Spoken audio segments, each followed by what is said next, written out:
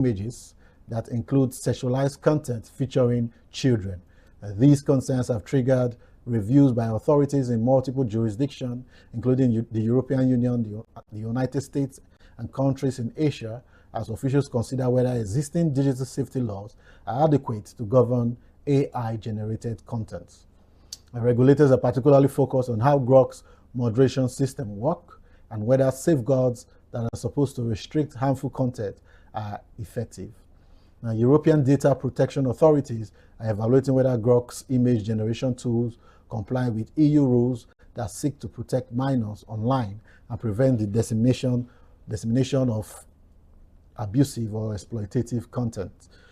In the United States, lawmakers and consumer advocates have called on tech firms to implement stronger guardrails on AI content creation tools.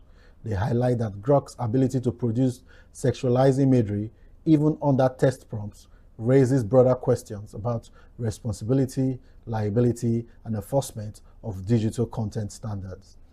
Now, some digital safety experts also pointed out that the AI model powering Grok was trained on large data sets, scripts from public sources, and raising questions about whether those data sets included harmful materials that could bias the model towards generating problematic content. And industry analysts believe that how regulators respond to the controversy could help shape legal standards for generative AI tools worldwide. And governments are weighing whether new laws are needed or existing frameworks can be adapted to manage risk posed by advanced content generating AI system. And we take another short break, and then when we return after the break, we'll see some happenings around the globe. Stay tuned.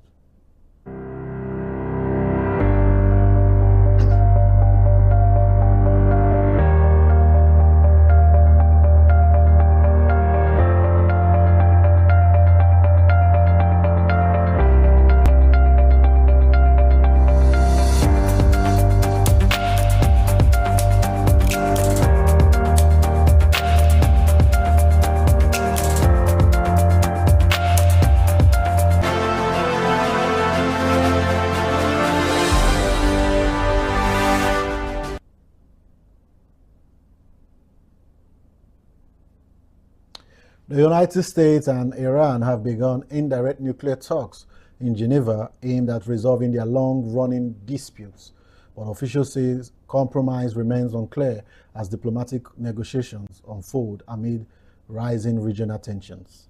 Now, according to Reuters, the negotiations involved U.S. envoy Steve Witkoff and Jared Kushner alongside Iranian Foreign Minister Abbas Araghchi, with the discussion mediated by Oman. The U.S. President Donald Trump said he would be involved indirectly in the talks and believed Tehran wants to reach a deal, though tensions persist. And the Geneva meetings come as Washington has massed a large naval force in the Middle East, including aircraft carriers and warships, raising concern among regional states. The U.S. military is reportedly preparing for the possibility of extended operations if a diplomatic breakthrough is not reached. Iran has conducted military drills in the strategic Straits of Hormuz, a vital global oil shipping route, even as rival nations press for a diplomatic solution. Tehran says it is willing to discuss limits on its nuclear program in exchange for sanction relief, but has resisted broader demands that include restrictions on ballistic missiles. Earlier, negotiations have stalled, with Tehran halting uranium enrichment after a campaign involving U.S. and allied strikes on Iranian nuclear sites. Both sides continue to enter the Geneva talks with defined position, hoping to avert further escalation and threat of war. An international observer says the outcome of these talks could significantly influence regional stability and global energy markets in the months ahead. And to some sad news, U.S. civil rights leader and former presidential hopeful Jesse Jackson has died at the age of 84. His family confirmed on Tuesday, marking the passing of one of America's most influential advocates for racial justice and equality.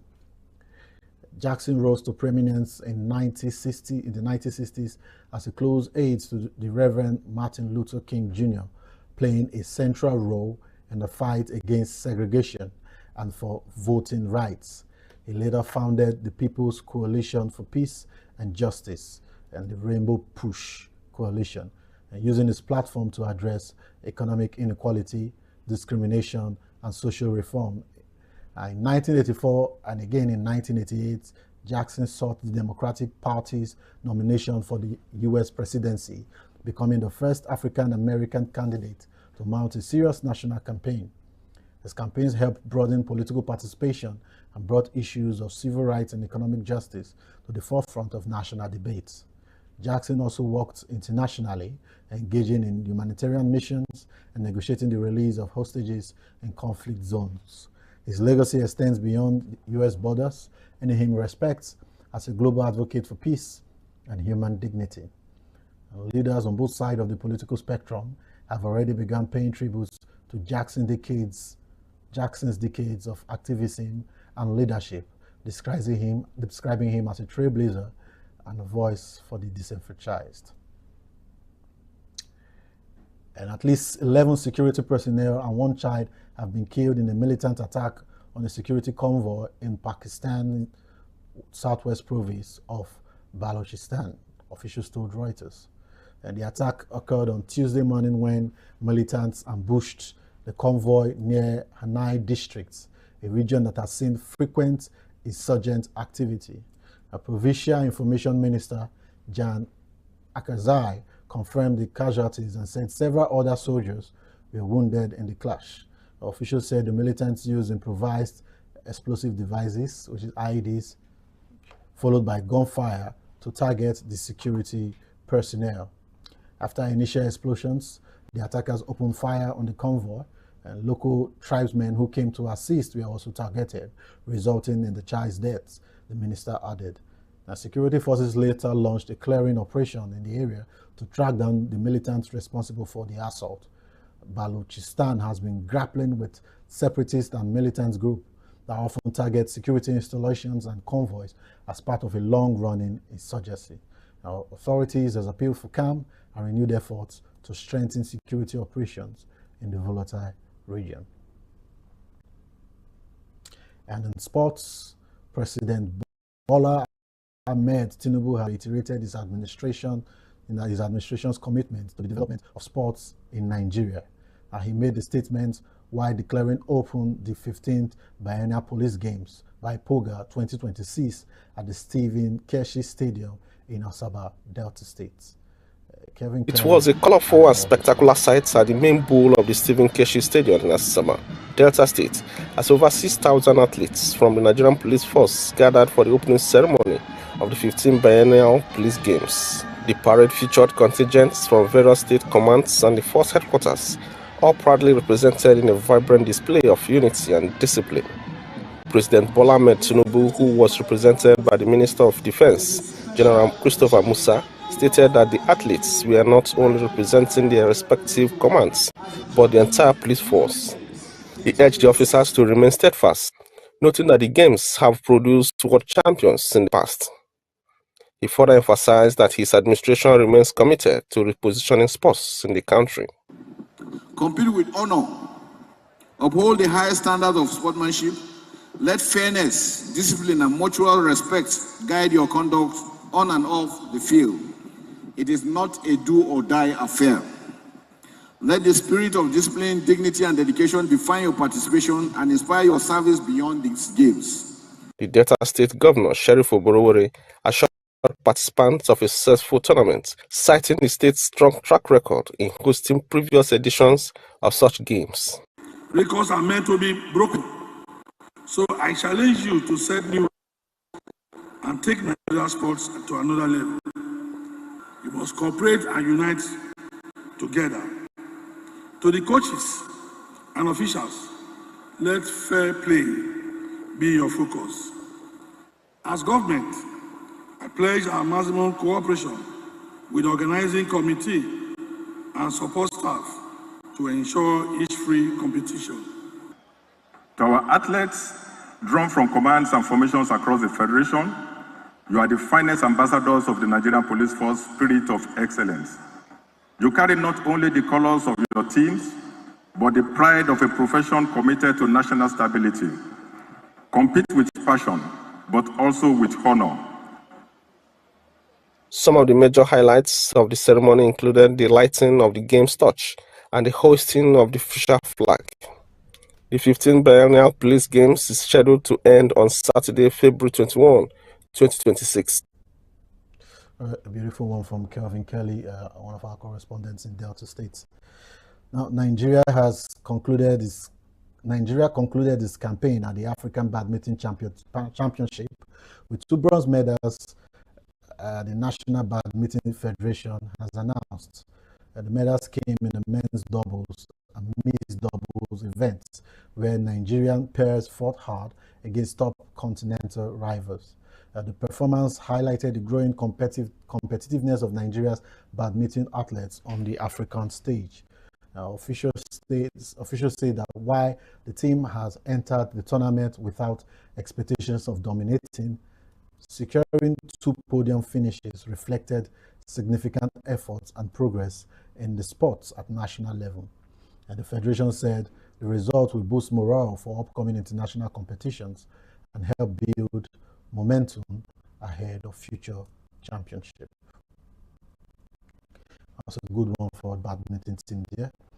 And to football, French forward Kylian Mbappe has emerged as the leading goal scorer of the 2025-2026 UEFA Champions League phase, or UEFA Champions League phase rather, netting an impressive 13 goals to sit well clear of his rivals. Mbappe's 13-goal haul places him 5 strikes ahead of second-place Harry Kane of Bayern Munich, who has 8 goals. Manchester City's Erling Haaland follows with 7, while Victor Osimhen of Galatasaray, Newcastle's Anthony Gordon, and Arsenal's Gabriel Martinelli are tied with 6 goals apiece. The French superstar's scoring run has already matched and potentially surpassed totals from previous seasons by the time the league phase concluded. This has underlined his consistency in front of goal for Real Madrid. Mbappe's standout performance has been central to Real Madrid's attacking strategy in Europe's elite club competition as the Champions League now moves into its knockout rounds. And in other sad news, Hollywood veteran Robert Duvall, best known for his Academy Award-winning performance in Tender Mercies, has died at the age of 95, his representative said. Duvall's distinguished career spanned more than 6 decades in film, television, and theater.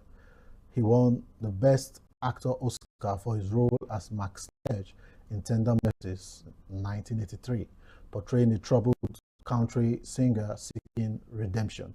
The film was widely praised for its powerful performances and emotional depth.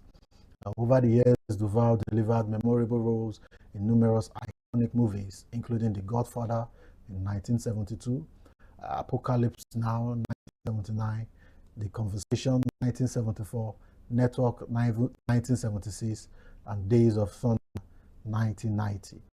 His versatility and commitment to his craft earned him respect across the industry, both in the United States and internationally. Duvall's legacy is marked by a blend of intense character work and deep humanity, influencing generations of actors and filmmakers. The tributes have begun to pour in from colleagues and fans around the world. On that sad note, it wraps up this edition of TVM's Metro Updates. For more updates, follow us on our digital platforms and stay tuned to TVM for trusted news and in-depth coverage. We could download TVM's app on the Google Play Store and Apple Store. You just search on the Google Play Store TVM and on the Apple Store. And you could also interact with us on our social media handles. You could share, drop, like, and comments on our social media pages that you see on the screen.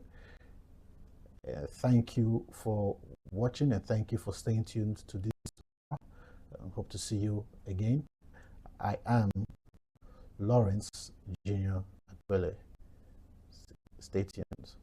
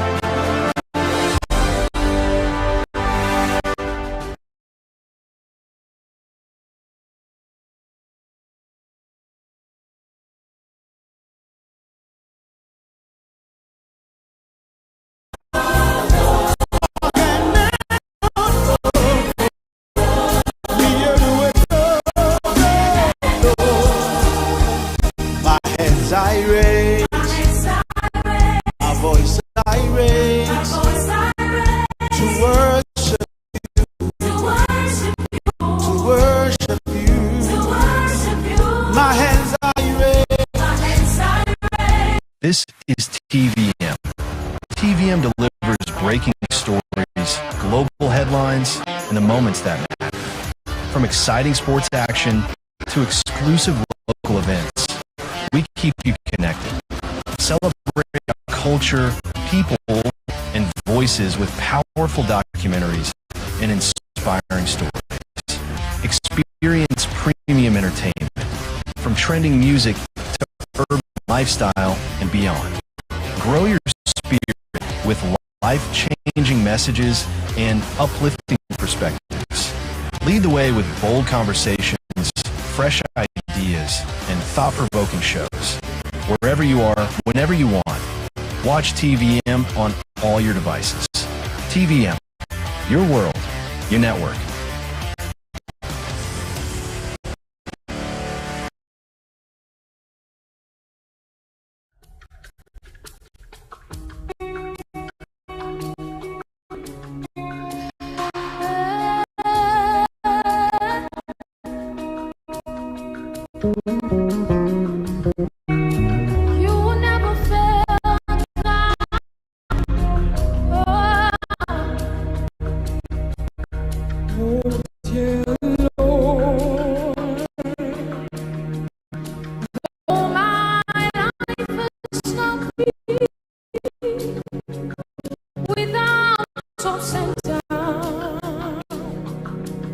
Sometimes I feel lonely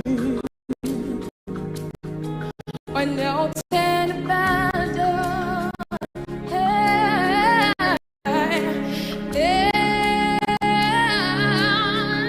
I realize that you is free. Oh, being faithful. And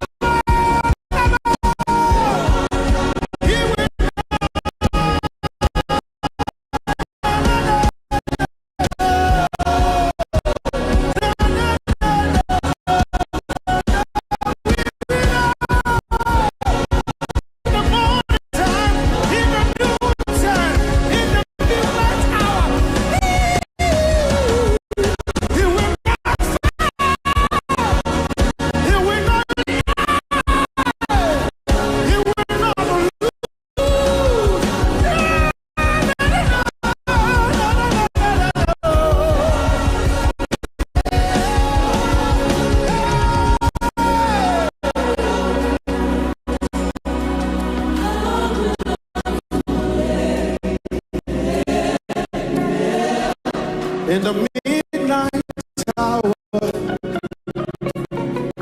the Lord will. Even when money fails, the Lord will not fail. No, the Lord will not fail.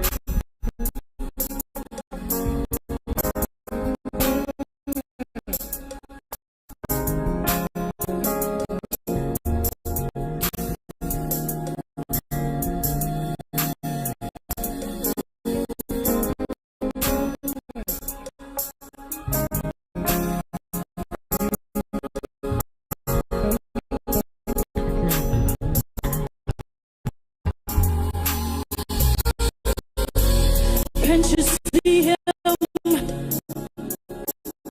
moving everywhere?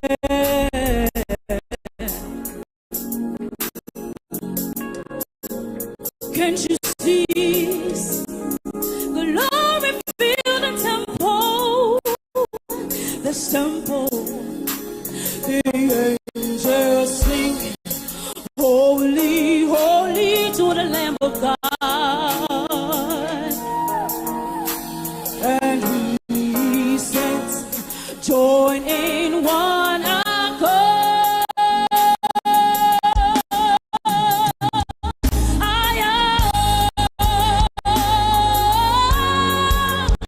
Oh yeah, the member.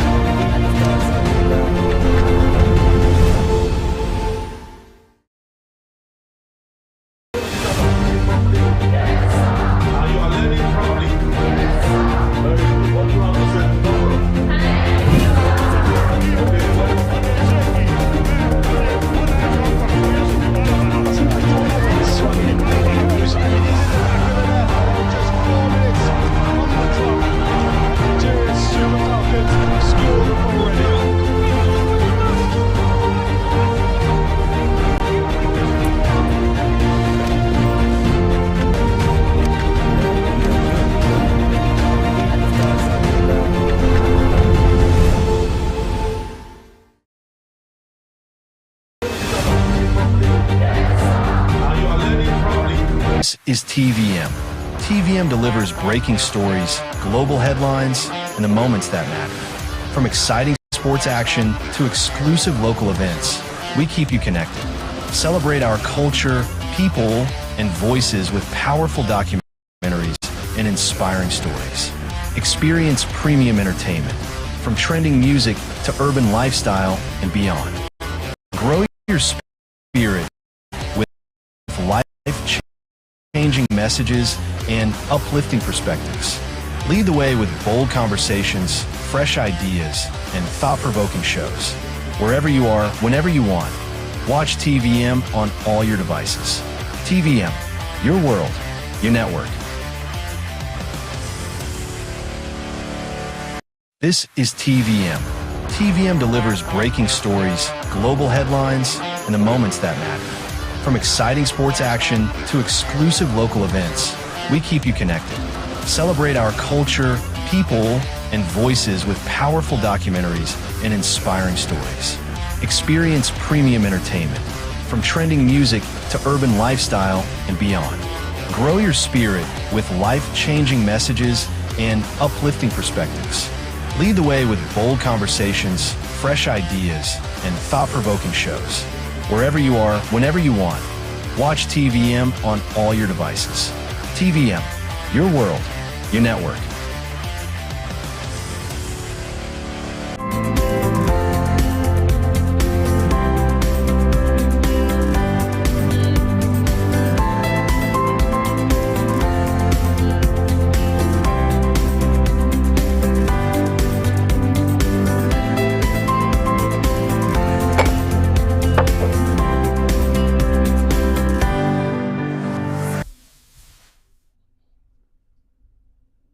Good day and welcome to another episode of TVM Express. I am Mara Samuels and I have with me in the studio Mr. Fred O'Neill. Hello, Mr. Fred. Yeah, hello. Good morning to you. Good day.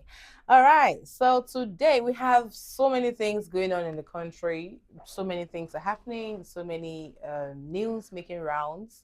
We'll start with a headline making revelations from Nigeria's Department of State Service in the ongoing trial over the horrific 2022 Owo Church massacre adds chilling new layers to what was already one of the deadliest attacks in a place of worship in recent Nigerian history. It's no news, Mr. Fred, that there was a horrible massacre in the Owo Church at the year 2022. Do you remember that massacre? Yeah, of course. It left a lot of us in a state of disarray, you know, just waking up that morning or coming back from church, I think, and then hearing that there was such a massacre. How was it for you when you heard that news? It was shocking and devastating, to say the least, and not really acceptable on a day that most people went to worship their God.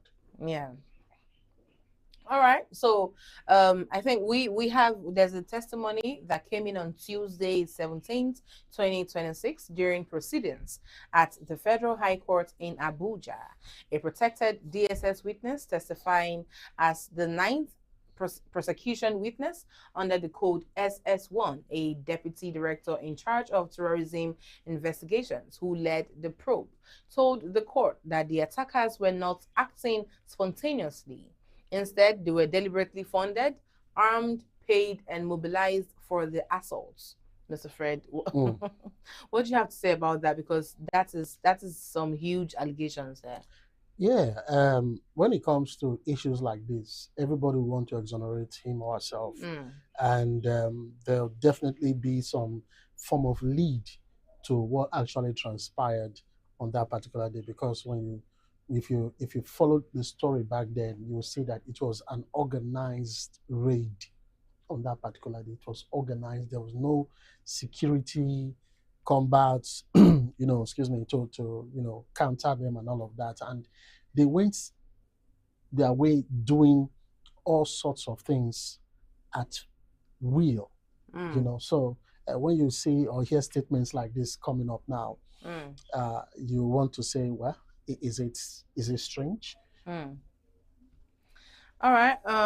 Shocking new Shocking news has come up because we got to hear from the prosecution readings yesterday that, there was a witness, an eyewitness that came out to say these allegations. Shocking new revelations in the trial over the 2022 attack in the church has come up to say that a senior DSS investigator has told the Federal High Court in Abuja that the gunmen who stormed St.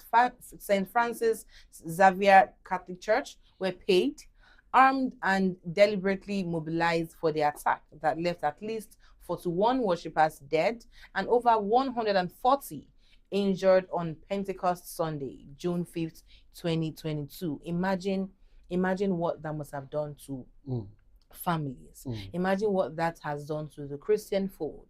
I mean, when I heard the news that year, it was really devastating. I was scared for the life of me because. So, are you trying to say now that there's nowhere safe? Not in the house of God, a worship place that is the sacred and severed and revered center is no longer safe for people. Well, in as much as we know that Nigeria is some parts, if not most parts of Nigeria, is unsafe, security-wise. Yeah. My concern about this particular story that is coming up now, this witness testifying on these matters, is I hope he has tangible evidence to back what he is saying. I mean, before somebody will come out and say such a thing, and it says that it's a DSS witness and it's under protection. So, yes, that's what I'm saying. Yeah. So I hope he has tangible, evidence to back what he's saying. Whether you are under the umbrella of the DSS or not, we've seen situations where you could be under the protection of security agency, and when things turn around, you won't see those people that are supposed to protect you. So, like I said, I hope he has tangible evidence to back what he's saying. All right. The witness testifying behind a protective screen for security reasons revealed that the suspects belonged to a cell linked to the proscribed terrorist group Islamic State West Africa Province, ISWAP. The cell reportedly operated around Okene and Adavi in Kogi State, as well as Ose local government area in Ondo States. According to the DSS lead investigator, the attack was coordinated by a terror figure identified only as Odoba, who gave direct orders to target the Catholic Church in Owo. Now, these are the key planning and mobilization points that this person has stated. He said a critical planning meeting took place on May 30th, 2022 at a location described to be a school. One of the defendants reportedly traveled to Adavi in Kogi afterward. There, weapons were supplied, 5 AK-47 rifles, 10 magazines, live ammunition, and explosive devices. Now, Mr. Fred, we keep hearing stories like this, and we keep asking ourselves, how do these people get ammunition? How do they get funds to get all of these things? What's your take on that? It's an organized outfit. Yeah. The ISWAP. It's an organized, in quote, terrorist organization. It's an organization. Yeah. Well organized. So when you start asking questions about how they are funded, how they are mobilized, how they are armed, it will go to classified materials. It will go to intelligence reports, which they are not made available to us right now. But common sense will let you know that there are people, possibly politicians, possibly within and outside Nigeria, that are supporting these type of organizations. But that leaves me with one question. To what end? I mean, why all of this? To what end? What do they aim to achieve? Yes, they for everything in life, for every action taken, there's a reason, there's a purpose for that action. Whether it is positive, whether it is negative. So it is with these terrorist group. If you have a discussion, if you have the opportunity to have discussion with their leaders, they'll tell you why they are embarking on this. Remember when the Boko Haram started in Nigeria, one of the proponents for the attack, as it were, then was that they did not want civilization. They didn't want civilized education, or and so that is one of the proponents of. There are many objectives why they are doing what they are doing. So I know you'll be surprised to say, to what end? Remember that these people, they are extremists from the Muslim religion. Yeah. And they will pick that portion of the Holy Quran that tells them that if you are not a Muslim, you are there's a word for it. And so that is the way they look at these people when they attack. They look at them like infidels. Yeah. They are nothing before us. These people are not going to make heaven like what they've been taught. So when they see those who are not with them, it's very easy. It will just look as if they don't have conscience. They do whatever they want to do. All right, the attackers were paid and mobilized with vehicles hired, including a Volkswagen Golf, to transport them and the arms to the target location. Now, 5 defendants standing trials are Idris Abdulmalik Omeiza, who's 25 years old, Al Kazim Idris, who's 20 years old, Jamil Abdul Malik, who's 26 years old, Abdul Halim Idris, who's 25 years old, and the oldest of them all, Momo Otuhu Abubakar, who's 47 years old. Previous witnesses, including church survivors, I beg your pardon, and Amotekun operatives, have identified some of them, particularly Al Kazim Idris and Abdul Halim Idris, as being among the gunmen who opened fire on worshippers. Now, this testimony paints a picture of a calculated, sponsored terrorist operation rather than a random act. The court admitted several DSS exhibits into evidence. Proceedings continuing on February 18, 2026, with cross-examination expected from Defense Counsel. From many Nigerians, especially in Ondo State, this trial is a painful step toward justice to the 41 lives brutally cut short during a peaceful Sunday service nearly 4 years ago. This development strengthens the prosecution's case by shifting the narrative toward organized terrorism with clear funding and logistics rather than isolated extremism. Now, Mr. Fred, this last statement that I just read out now, what do you have to say about that? Because I saw you reacting. I saw you went. No, my movement or reaction or response was when you were reading out the names. Yeah. And look at the age brackets. These are the people that are supposed to be the leaders of tomorrow. Look at the age bracket. They are the youths. We talked about this thing yesterday when we were talking about election issues, voters. These are the people that are supposed to change the narratives, as it is right now in Nigeria. But, on the positive way. But look at what they are being used for. Look at what they are being used for. You understand? To kill, maim, to destroy. And that's not how it's supposed to be. These are the people who are supposed to be even leaders right now. Yeah. In different, segments or strata of the society, whether from the local level to the state level or to the federal level. And the eldest there, I think was quoted as being 47 years old. Yes. Still in the bracket of who being happens to be the oldest of them all. In the bracket of being a youth leader. But look at what is happening. Look at how they have been, cajoled or deceived or tricked into believing, what they are, be put through to carry out against humanity, against their fellow humans, for crying out loud. You understand? So that was why I was just, when you were reading the names, I was just shaking my head. I was just wondering, look at these young people, 20s, in their 20s. And obviously, the one that's 47, apparently, obviously, I think should be their leader because, he's oldest of them. All right, let's go over to the dailies. Let's see what the dailies have for us today. Let's check, Mr. Fred. Let's see what the dailies have for us today. today, very interesting headlines. Most of the dailies, I've just been wondering the drama that has been going on in Nigeria. But we have some dailies with us. Let's start with the Daily Sun. Okay. Now, the Daily Sun, the major headline there says elections may hold in December 2026. And the kicker there says, as Senate moves to amend electoral bill in response to polls clash with Ramadan and Lenten season.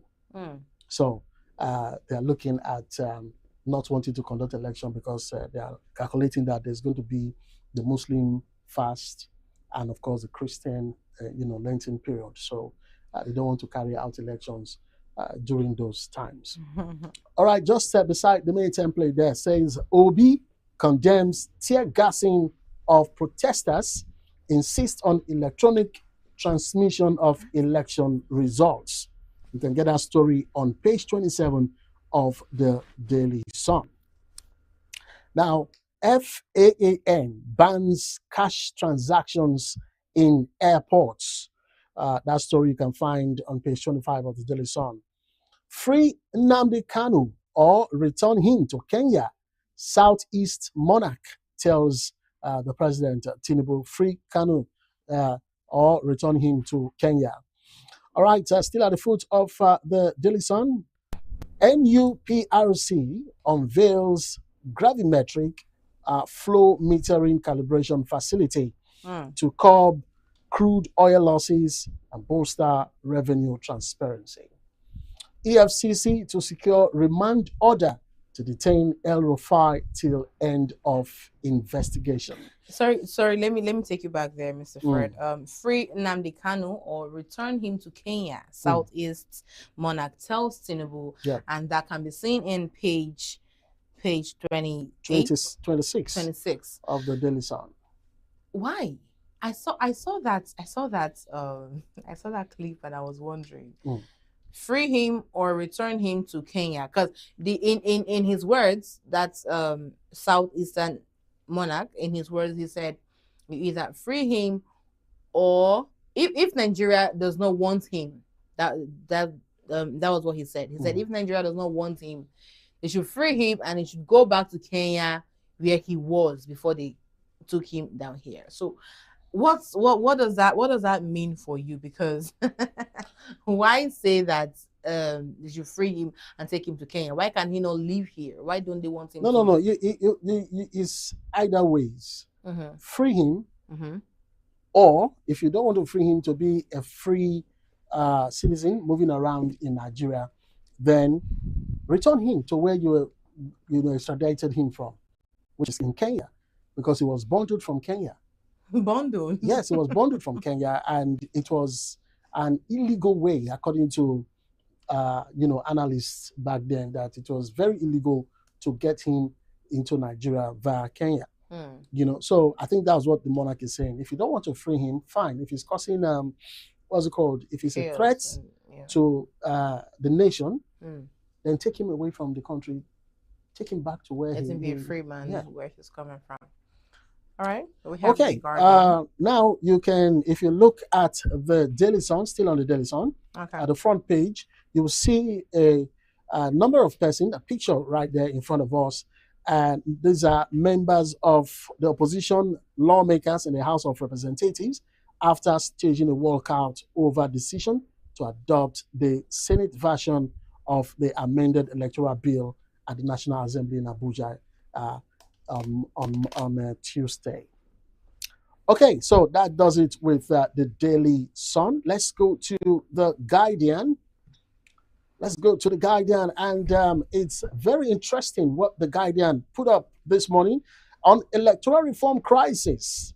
2027 elections take shape as APC majority prevails, legal tussle looms. Now, if you look at just below that particular headline, it says Electoral Bill 2026, what has changed? If you get your hands on the Guardian newspaper, definitely you'll get to see what is written there. It says highlights of provisions on political party primaries. You know, how some of the sections in that particular bill was highlighted. And that's on page 6. Yes, you get the full story on page 6 of the Guardian newspaper. All right, just below the template of the Guardian, let's see. Niger residents flee to Benin Republic as terrorists invade Bogu again, as insecurity matters right there. Yeah.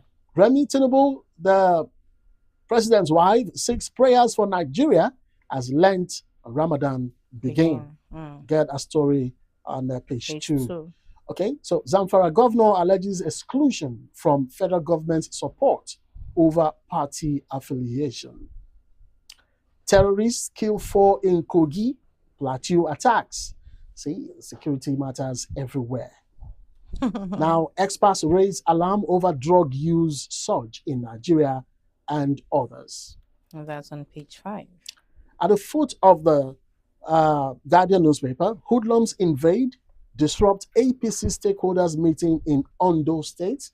And if you look at the picture on the left, at the foot of the table, you see the APC chairman of Ondo State, Ade, lying on the floor moments after he was attacked during the party's stakeholders meeting in the capital of Ondo State, Akure.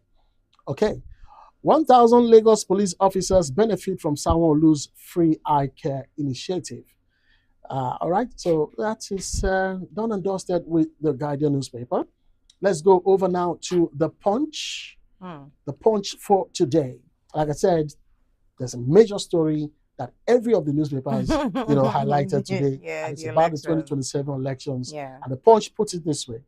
Lawmakers protest as National Assembly okays e-transmission and manual backup. Outrage as Abaribe leads 14 senators in protest. Minority reps walk out. Above that headline, 432 billion naira probe.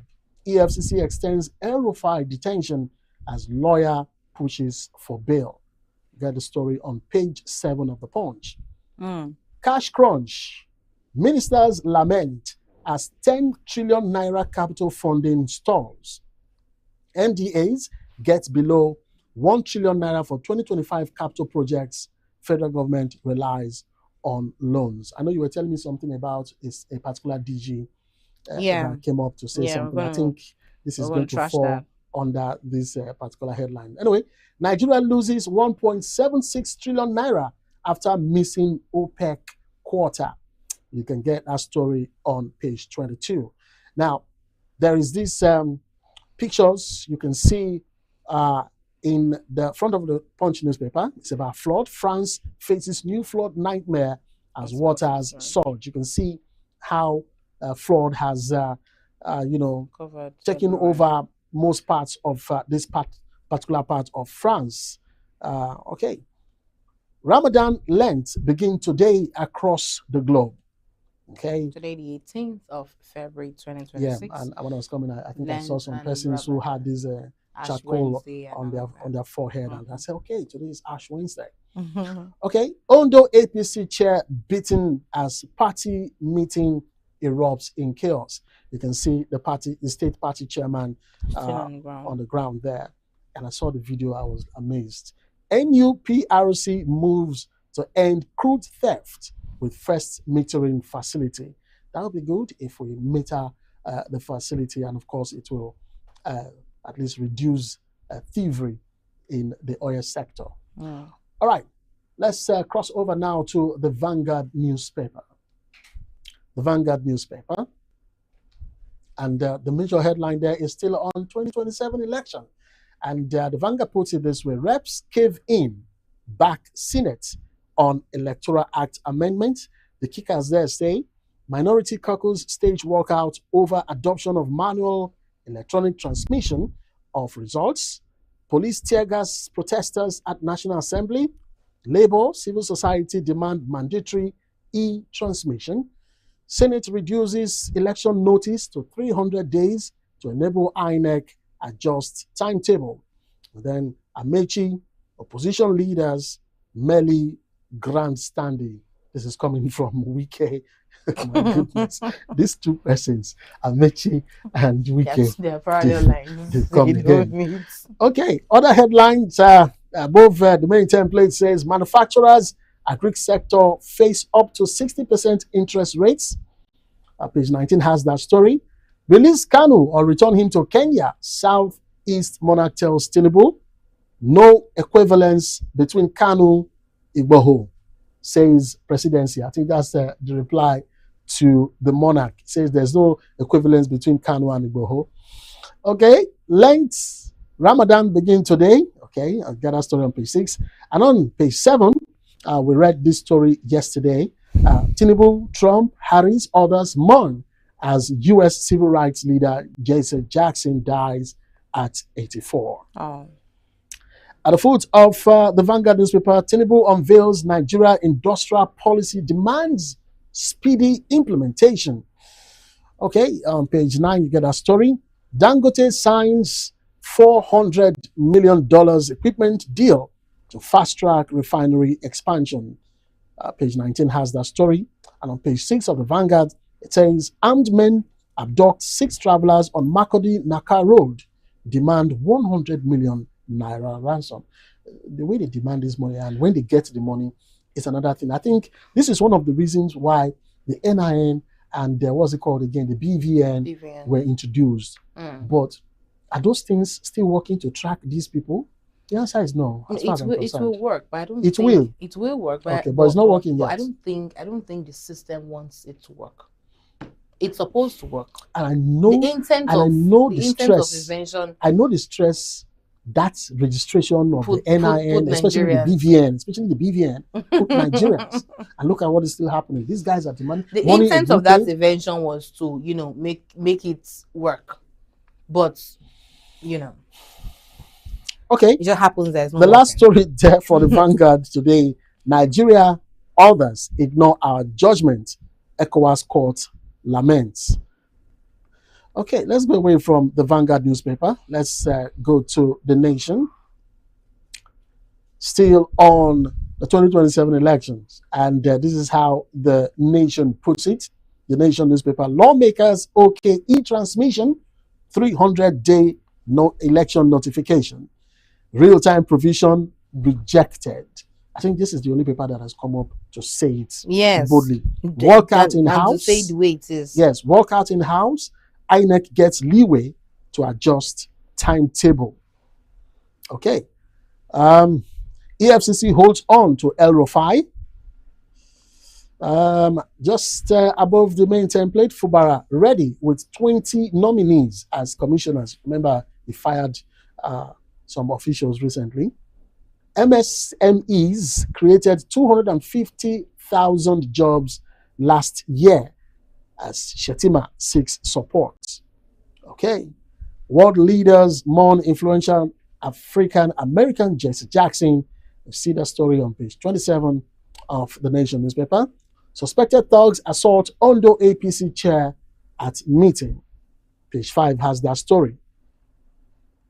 First Lady begins campaign against child malnutrition in April. Page 2 has that story.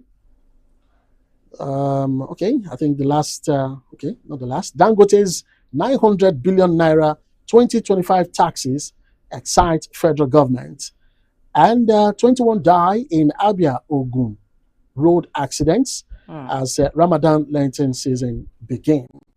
That does it with The Nation newspaper. And I think we have the last one, the Daily Trust. The Daily Trust, I think, did not actually, follow the trend with the other newspapers that we've highlighted. APC gets its way.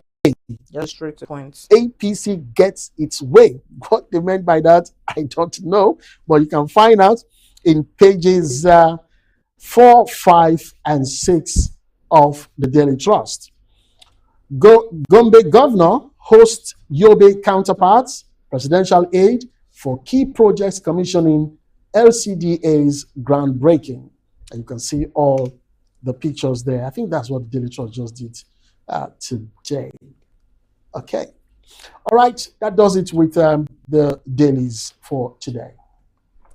Okay. All right. So from the dailies that we've seen so far, everything that you have read so far, Mr. Fred, is basically about the elections. And I understand that it's a year before elections, so almost everything in the news this period is just going to be election. But yeah, unfortunately, we're not just having election news. We're having both election and insecurity. So these are two major things that is disturbing us as a people in Nigeria. Now let's talk on the insecurity before we go back to election. So the insecurity, before we started the newspaper review, we talked about the witness that has come out to talk about the 2022 Owo church massacre. What do you think is going to be the way forward in the next few months, even before next year? What do you think is going to be the way forward in the next few months before election as regards the insecurity of this country? Do you think there's a possible way out of the insecurity that we're facing? That is a very large question. Because the federal government, under the leadership of President Bola Ahmed Tinubu, has been doing all they can to bring some sense of security to the flashpoints in the country, especially the Northeast, and even with the, how will I put it now, with the collaboration of the Nigerian army and that of the United States, we thought maybe the thing would, trickle down, the insurgency and all of that. But we keep seeing day by day, almost day by day, insecurity concerns. So I think it has gotten to a point where we will now say it has overwhelmed the government of the day. Do they have solutions really on how to handle the insecurity situation in this country? I don't think we have that to a large extent. Now, I say this on my perspective because they have tried. They have tried severally. Taking yourself out of the equation. And there's one thing that is common in all of these trials that they have done: compromising situations. How situations are leaked here and there. Remember, because what I'm about to say is part of the insecurity matters. Remember that news came through different media, different reports of an attempted coup. Yeah. I think about twice. That shows you the level of, insecurity in this country, and, letting go of some classified materials into the public space. You understand? So, like I said, these insecurity issues or matters has overwhelmed the sitting government, this political party, right from 2015 to this year 2026. So if you're asking me what's the way forward, I think they have tried everything.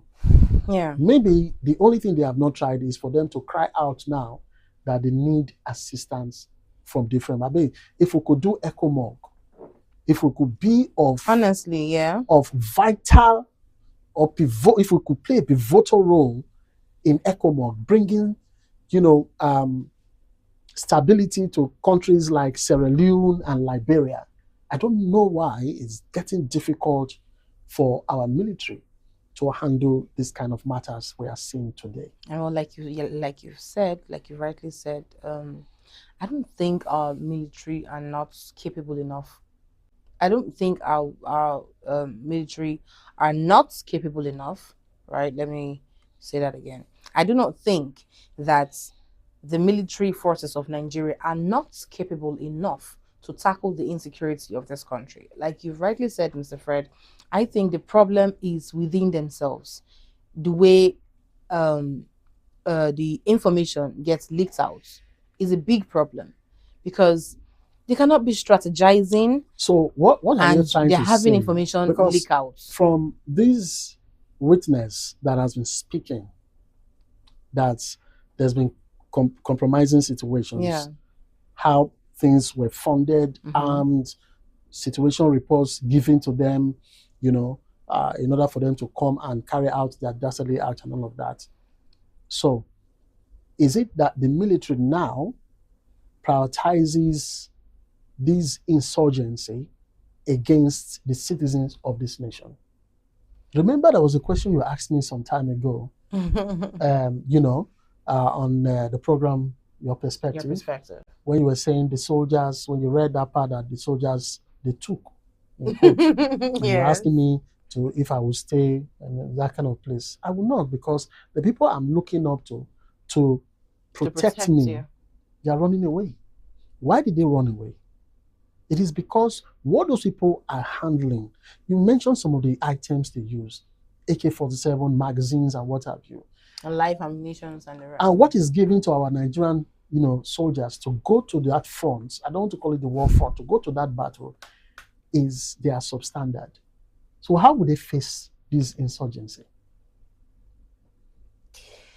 So it's like I said, it's a large question that only me, I can't even answer that question. All right.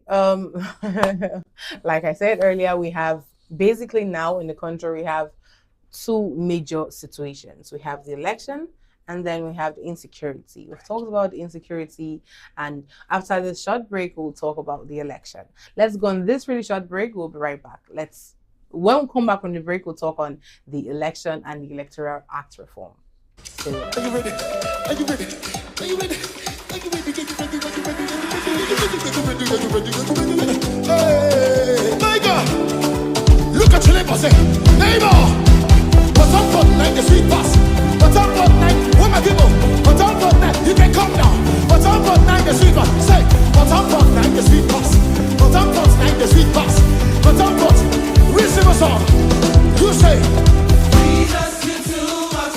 What you've done in my life? What you've done in my life, I can't imagine. Jesus, you too much. Jesus, you too much.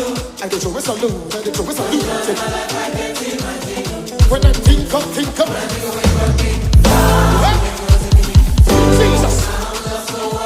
When I think of where you brought me from, oh Jesus.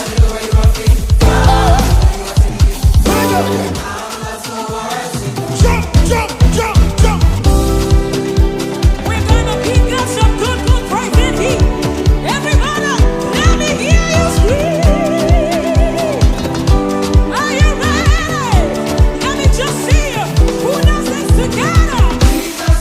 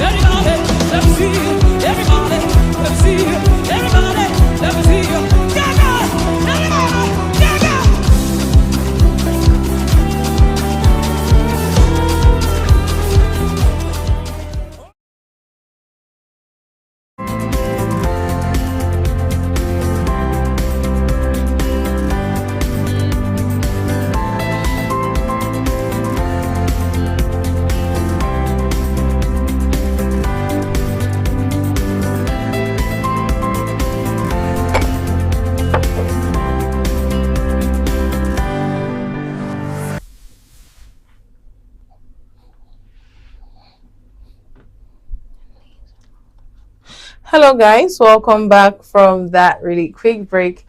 All right, before we went on that really short break, we were talking about the Electoral Act reform and insecurities, and we looked at the dailies, and almost everything had to talk about the insecurities and the 2027 upcoming elections.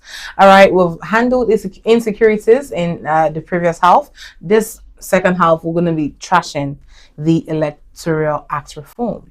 Now, a video trended and there's a chaos going on at the Senate House as at yesterday because we there's a trending video that's going to come up shortly of how the Speaker of the Senate House, gave a different judgment from what people, the senators and people in the House actually commented. Let's have the video up so you watch with us. Those against you say nay. The ayes have it. Mr. Speaker, sir. The bill is recommended to the committee of the whole.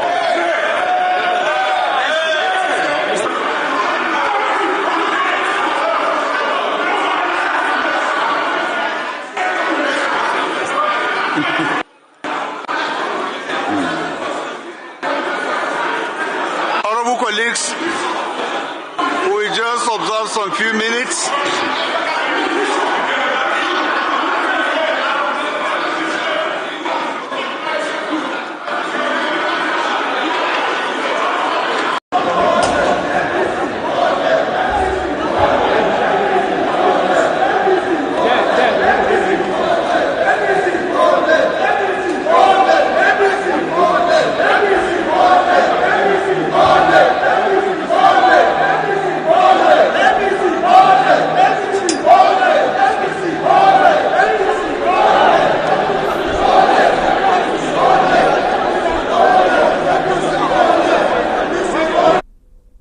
All right, so Mr. Fred, haven't seen that. I mean, obviously, the nays were louder. The people that said no, they do not want this manual transmission. They do not want it. They want it was obviously louder.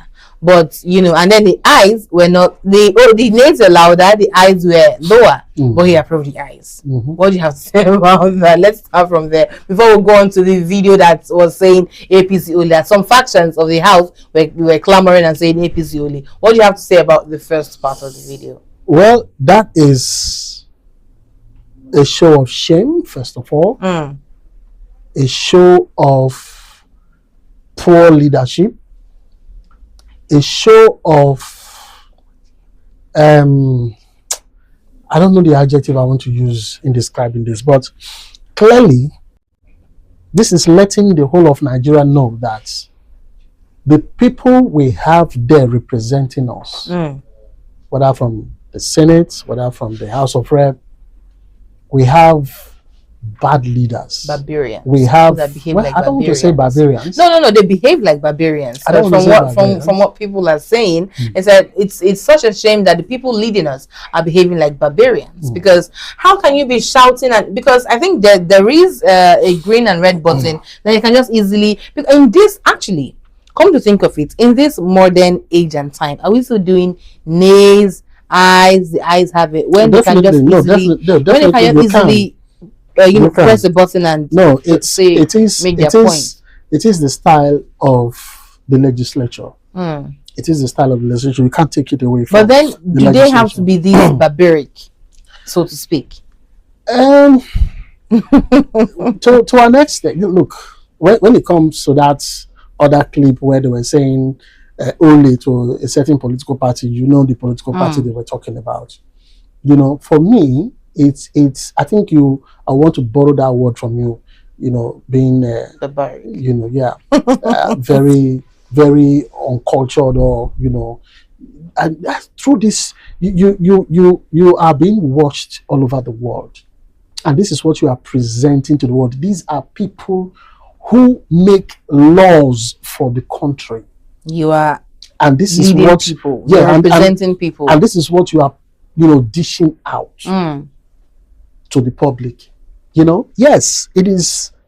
It was very, very certain, it was very open that there is a discord, there is a division in the house amongst them, as yeah. regards this matter. It's played out as a result of this e-transmission of results and all of that. But come on, you guys shouldn't have gone that level. And then there are protesters. You know, we are aware of protesters that are outside, that were outside the National Assembly House as at yesterday and some other days before yesterday, you know, and there are reports that they were thrown tear gas. The policemen threw tear gas at the protesters, at peaceful protesters. What do you have to say about that? Because somebody said, sorry to cut you, somebody said that in the law, I do not know which part of the law, I'm yet to confirm that though. Somebody said that in the law, if a protest has lasted longer than for 72 hours, then the police can come in and, you know, take whatever actions they can on protesters. But these are peaceful protesters just clamoring for one thing. Why not just come out or send a representative to come out and talk to these people so that they can know where they stand? Now, in developed crime, the security outfits, in this case the police force, will just be around to ensure that the protest does not escalate. Yeah. Just to ward them off property destruction and all of that. I think that's what the police should have done, not shooting tear gas at people who were protesting in a peaceful manner. So, for those who are protesting, I've said this over and over again. This e-transmission of results, I don't know what the lawmakers are afraid of. I don't know why they are fighting this thing. I don't know. But one thing is common. One thing is common right now. Nigerians are aware. They are enlightened. They are educated now. They saw what happened in 2023 and they were not happy. And that's why they are fighting and they're certain for this that there's no e-transmission. one that will happen again. And to cap it all, the telecom outfits, companies that we have in Nigeria, they are telling INEC, the lawmakers, that you are not the experts that run this telecommunication. Exactly. Let us do We are the experts. Allow us to do this because it is achievable. It is doable. Leave this thing for us to go about. Why are you people, diving into areas that you do not know anything about? Okay, still on this election and electoral act reform, I'll plead with Mr. Fred to please give us an actual insight on what it is, what it means to, what are the advantages and disadvantages of the e-transmission. Now, the e-transmission of voting, and it's transmitted real time on the IREF portal. You explain that for us, and then you also explain how the EC8A form also works, so that people can actually understand why there's a bit of force there. Well, in the last election, in the 2023 election, the IREV portal was used. But when it got to the presidential election, that was where stories came about, like IREV, there's a glitch and all of that. Now, before I come to the IREV to explain the IREV issue or the e-transmission of results issue, let's look at the EC8A. Now, that's the form where all results are collated from the different polling units, signed by different officers, representatives from different political parties, and the presiding officer from INEC or representative of INEC, to say that these votes were counted, everybody heard the counting, satisfied, every official signed. That is the manual collation of these results. Now, this in that collating, it can be manipulated. Now, this is where the e-transmission they are talking about. Now, you have the IREF portal machine with you. All you just have to do is input those figures straight to the machine. Okay. To the portal. I'm using machine so that even the market women will understand. You upload those figures to the portal without tampering the figures that you have already announced. Okay? Yeah. Now, one thing we talked about yesterday about this matter was when it comes to collation of these results via the IREF portal, how many bytes or how many MBs would it take To for send, the internet to to take send. these materials and accept it and then transmit? It's just like sending a WhatsApp message. It's a very, it's not a huge, It's not it's not a huge it's not data. going to be a huge thing, yeah. You get? Because there are no places right now that do not have as little as POS machines. Even the rural areas have POS machines now. So there's internet, there's network providers, there are network providers everywhere. So you will not say, oh, this village does not have network. I think somebody said that his village does not have network, and I'm wondering like how at my village, and you're a sitting governor, and you really had the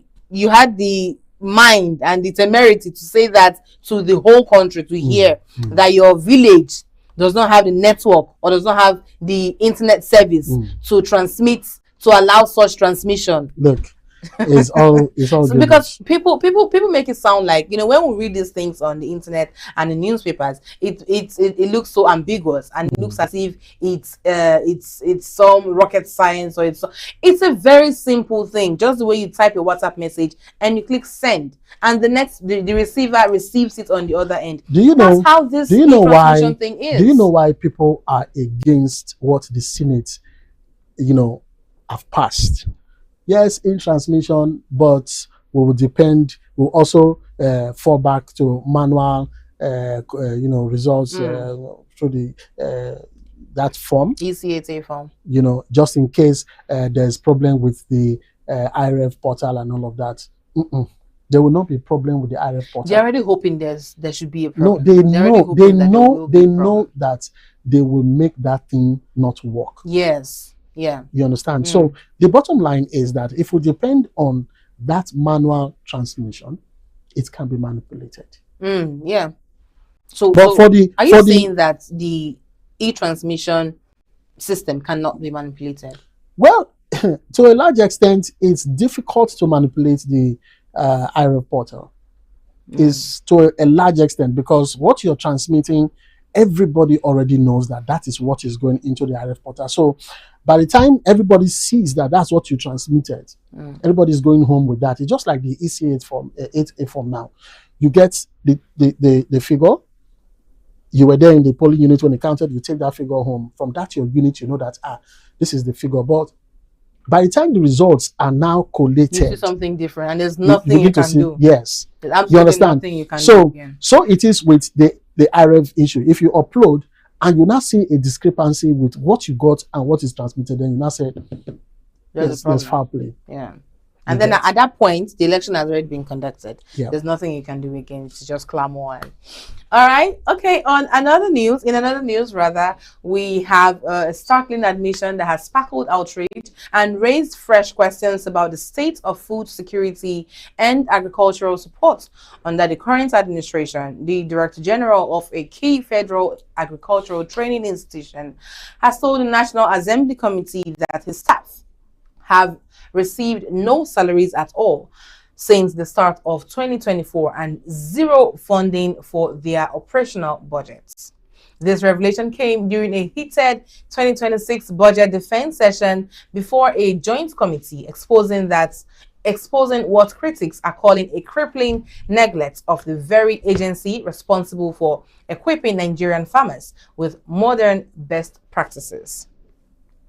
And it says no salaries since January 2024, zero funding for overheads and operations. This was said on February 11th, 2026. Now, the Director General leading an institution mandated to train farmers nationwide in improved techniques, sustainable methods, mechanizations, and productivity boosting practices appeared visibly frustrated as he addressed the Joint Committee on Agricultural Production and Services. In his words, quoted from proceedings, he said, "We have not received any salaries from the Tinubu government since 2024. Beyond that, we have not received a penny to fund our actual budget or overheads." This means that staff who train farmers across the country have gone over 2 full years without pay. surviving and skyrocketing living costs, inflation, and economic hardship. The agency itself remains paralyzed, unable to run training programs, procure equipment, facilitate extension services, or even cover basic operational costs like fuel, utilities, or field visits. Now, we even have empty government offices or protest signs for emphasis. And then it says that the training has been halted. Now, Mr. Fred, let me ask you this. This is a lot. I mean, we keep in our, if we look through our budgets, I'm very sure that there's a place and there's a point where we will talk about agriculture, where they must have budgeted funds for agricultural this, agricultural that. And now the Director General in charge of farmers training in institutions have come out to say that his institution has not received a dime from the Tinubu government. What do you have to say about that? Well, I've been trying to wrap my head around this and trying to get which of the agencies and the Director General, his name. But to all the reports that I've been following, no name was mentioned and the agency was mentioned. But if that is the case, at least it was reported that there was someone who stood before a committee in the National Assembly to defend, what is set aside as a budget. So for now that ministry. now leaves us with a question. If we look through the national budget since Tinubu's administration, there is definitely a part set aside for agricultural development and institutions and trainings and all of that. And now this institution is coming out to say they have not received a dime. I sense foul play there. I sense something is wrong somewhere, because why has the institution not received a dime from this current administration? But definitely there have been funds that has been budgeted for these institutions. That's why I'm just wondering why the committee did not ask him these questions you're asking. What happened? How come you've not received anything from the budgets that was budgeted for that particular ministry? What happened to the money that was given to the ministry and that should have spiraled down to your own agency to carry out your job or your work? So how come you're coming here to defend what you are projecting on your proposal for the budget, and you're not saying that since 2024 we've not received a dime, not even a salary, and you've not come up before now to say anything? All right. This is 2026, and you said since 2024. 2024, that's 2 years. So how has he and his staff, or subordinates, been going about doing their business since 2024? The implications are there for Nigerians' agricultural sector, which employs the majority of the population and remains the backbone of food production. Without funded training and extension services, farmers miss out on critical knowledge to combat low yields, climate challenges, post-harvest losses, and pest factors already driving food inflation and insecurity. Lawmakers and committee expressed shock, like Mr. Fred has expressed now, with some describing the situation as unacceptable and a direct threat to national food security goals. Now, these are the questions mounting. How has this persisted for so long, like you've asked? What oversight failures allowed it? And what immediate remedial steps will the executive take? Now, this testimony reported widely, and it has ignited public debate online and in civil society's circle, with many calling for urgent intervention, including back payment of arrears and full release of withheld funds. As Nigerians grapple with rising food prices and economic pressures, this bombshell from the heart of agricultural development underscores deeper concerns about priorities in in-government spending. The National Assembly is expected to probe further while pressure builds on the executive for answers and action. All right, like you've asked, we're also asking, how come this has happened for so long? How come this has lingered on for so long? And now the question still remains, how can Nigeria feed its people when those training the farmers can't even feed themselves? Exactly. Is this a rhetorical question, or is this a question that we should answer? Exactly the question. Yeah. You know? Because it's disheartening to hear this kind of situation, this kind of report coming in, that since 2024, and that's why I'm saying to the Director General himself, I think he ought to be questioned. How come all these years, 2024, 2025, and now 2026, you've not been paid salary? So how have you been operating? How have you been going about doing your business? How have you been feeling? So this goes to, look, a little digression, but this goes to let us know that if he is dependent on his salary, Yeah. because he's complaining right now, Yeah. if he's dependent on his salary and whatever they do, then how has he been surviving? Is it that there are loopholes somewhere that he feeds from the national cake that made him to just relax since 2024? Because there's no way that you'll be in a place working and they expect returns from that particular department. Nothing is coming forth, but you are there for 1 year, 2 years, going 3 years, nothing is happening, and all of a sudden you come out and start crying that, look, we've not received money since 2024. Why now? When you know that the position you are given, in fact, the agency you are leading or administering to is very key to the economy. We're talking about food here. Yes, food. I mean, how can Nigeria feed its people when those that are training the farmers cannot even feed themselves? It's just like, I want to teach you how to drive a car, and I do not have a car myself. I've not driven a car before. Sometimes when we hear things like this and we come up to say, and attack them, they'll just think we're just attacking them for the purpose of attacking them. Yeah. I mean, what is the wisdom about this now? What is the wisdom? What was it trying to derive or get at since 2024 that he has not received money to at least go about training these farmers that can help solve the food crisis that we've been facing since 2023-24, and this is 2026.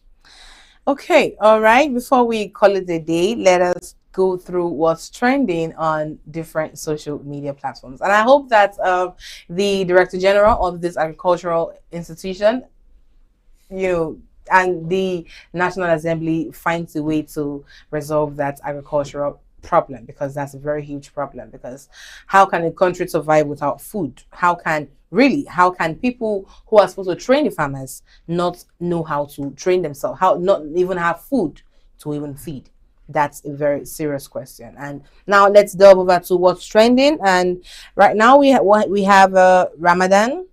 We have Ramadan trending. We have Simi, the musician, trending. We have in sports, we have Vini, still in what's trending in Nigeria. We have Ash Wednesday. Mr. Fred, what's happening in sports? Who's Vini? What's happening? Yeah, Vinicius Junior is a footballer with Real Madrid of Spain. Yesterday they went to Portugal in the Champions League playoff, a two-legged affair between Real Madrid and Benfica of Portugal. Oh yeah. So now the interesting part is that the Benfica coach of today used to be the coach of Real Madrid. Oh. Yeah, back in the day, and it was a kind of reunion. In fact, the coach was even sent off yesterday, which is Jose Mourinho. Oh. Yes, the game was so highly tempered. It got to a point, the players, walked off the pitch and said they were not going to play the game again because of this particular Vini that you just talked about. I wanted to just bring that story around. Now, Vini claimed that he was racially abused. He's dark. He's a black man. Oh. Yeah, so he claimed he was racially abused. And there was a clip, a picture I saw of the opposing team. One of the players called Otamendi is a defender with Benfica. Yeah. where he ran up to, I think, the Vini himself and pulled up his jersey, and showed the tattoo he made. Now, Otamendi is a white guy from Argentina. The tattoo he had on his stomach was Lionel Messi winning the World Cup. Oh. So he opened, and Vini is a Brazilian. Okay. So remember, Otamendi is Argentina. Argentina. Vini is Brazil. Brazil. It's been long Brazil won the World Cup. Yeah. The last World Cup was won by Argentina, where Messi lifted as captain. So he lifted up his jersey and he saw the tattoo of, what for? It's not like you scored. It's not like you won because Real Madrid won that game 1-0. Was all of that necessary though? So he walked off. The reason why Vini is trending is because he was racially abused and he walked off the pitch. But later, I think the game resumed and all of that. Okay, all right. Still on what's trending, we have Ash Wednesday. Today being the 18th day of February 2026 has happened to be the Ash Wednesday for the Roman Catholic brethren all over the world. And still in what's trending in sports, we still have Benfica, like Mr. Fred has mentioned, and we have Mirabel. We have in sports Mourinho. And politics says May Allah. So trending in Nigeria says hashtag DGVANT Savings Challenge. I think there's a challenge going on. It's called DGVANT Savings Challenge. And in music, what's trending is Adekunle Gold is trending. And still in sports, Prestiani is trending. Argentina is trending. And sports racism is trending. Ikorodu, Celine Dion, Sniper, Otamendi, and all of that.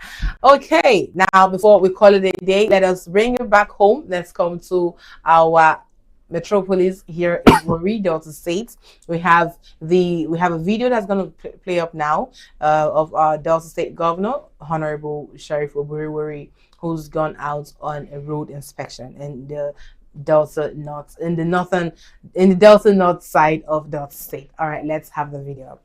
The 12.2 kilometers Ugbolu-Okpana Link Road had its groundbreaking ceremony in November last year. The road is designed with 7.7 meter wide concrete drains on both sides. It also has an overall width of about 11 meters and 8 meters main carriageway. The project connects Okpana and Ugbolu, two twin towns close to Asaba, the Delta State capital. Inspecting the ongoing projects, the governor said his goal is not just to build roads. He noted he wants to connect communities for faster development. We decided to do this road because to decongest the urban area. Because this road connects between, the beauty about this road, it connects between Ugbolu community and Okpana community. And they have lived together. And this road will bind them together. As a bridge builder, you need to connect, not only just doing flyovers in the urban area, you must also connect in the rural, so that most of the infrastructure we are doing in the rural to have a lot of impact on the people. So, and that's why I've come here to inspect. So we are not only inspecting here, we are going to inspect other projects. And hopefully, by this weekend, we're able to commission some projects, especially in the university. So there are a lot of things we're doing in the health sector, a lot of we're doing in the institutions, in the schools, and all that. At the phase 2 of Oko Road, leading to Kwanala, Okogbele, and Okodofili, the governor commended the contractor on the quality of work done on the first phase. He praised the quality of work despite the difficult terrain. He urged the contractor to complete the second phase in record time. This contract, whether it's 24 months, it will be good if it's commissioned my first tenure to give the people, make people happy. You can't just drive up to about 5 kilometers, 4.7 kilometers. And you see, you can see how the place is, the terrain is very, very bad. Very, very bad. And you can't fill with laterite, you fill with sharp sand. Because you can't even get good laterite here because of the area it has a clay. Yeah. So I assured the Oko people that we are ready. It's because of the terrain, the funds are there, the contractor have been fully mobilized with 40%. The governor reaffirmed his administration's commitment to people-oriented projects across the state. He noted the aim is to positively impact the lives of Deltans. Okay, as we can see, the 12.2 kilometer Ogbolo-Okpana Link Road has had its groundbreaking ceremony in November last year. The road is designed with 7.7 meter wide concrete drains on both sides. It also has an overall width of about 11 meters and an 8-meter main carriageway. The project connects Okpanam and Ogbolu, two twin towns close to Asaba, the Delta State capital. Inspecting the ongoing project, the governor said his goal is not just to build roads. He said he wants to connect communities for faster development. At the phase 2 of Oko Road leading to Oko Anala, Oko Ogbele, and Oko Odifili, the governor commended the contractor on the quality of work done on the first phase. He praised the quality of the road despite the difficult terrain. He urged the contractor to complete the second phase in record time. Sheriff February, the Delta State governor, has reaffirmed his administration's commitment to people-oriented projects across the state, and has said the aim is to positively impact the lives of Deltans. All right, that's it from Delta State. Mr. Fred, okay, from that road, I was saying off camera, right? I was saying that that's a good one. Governor Sheriff is doing absolutely great. But from the roads that have been constructed so far, I mean, somebody has to say it, and please let me say it. He's been doing so well, but I think that the gutters that they've been constructing, that the contractors have been constructing on these roads, it takes almost half of the roads. Come on, it's not. I'm not saying categorically. That's I'm just saying it takes. Yeah, okay. Well, I'm not. Let me not exaggerate, but I'm saying it's almost half of the road, because you see big, very huge, gigantic, and very deep gutters, and then you said it's because those roads need drainage system. Let me ask you from the video we saw now. This road we saw now, we saw how wide that gutter. Let me ask you a and then when they construct that gutter, you see that gutter will take almost half of the road. Let me ask you a question. There was a certain governor of Delta State when it was code beautifying roads in Delta, and it was called the Road Master. No, I think it wasn't the one. Okay, not the Road Master. No, there was a certain governor that was also doing road projects, and it was beautifying the city, and the state. The roundabout. I want to ask you this question. It's almost as if all the governors are just coming to work on roads. I want to ask you this question, Maro. Yes. He went about constructing ring roundabouts. The roundabouts, they were so big, taking huge acres of land. That one and this drainage, which would you prefer? I think I'd prefer the roundabouts. No, because do you know why I prefer the roundabouts? Do you know why I prefer the roundabouts? And you understand the terrain. I use roads. I'm a road user. And you understand the terrain of these roads that you're complaining about the drainage is too wide. You will not say you prefer the roundabout. Let me explain something to you. Okay. For the drainages that you're saying they are too wide, those areas, especially that Ogbolu and Okpanam axis that I know very well in Asaba, it's in the state capital, Asaba. Whenever it rains, I mean, if it rains like we've been having here in Warri, whenever it rains, you'll be shocked at the level of water you see in that place. And they all move towards a certain place. Now, there is a shopping mall, a popular shopping mall that has taken their hands off the mall now, if you understand. I don't want to promote any company here. I get it. But there's a shopping mall in Asaba.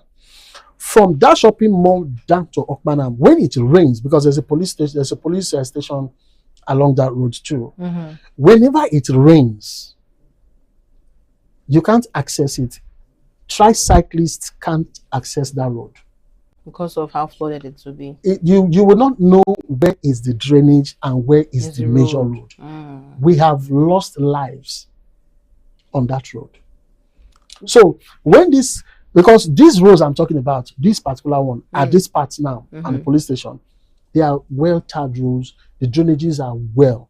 But you see, where it links to is where it is constructed. That's Ubolu and Okpanam axis. Okpanam Road.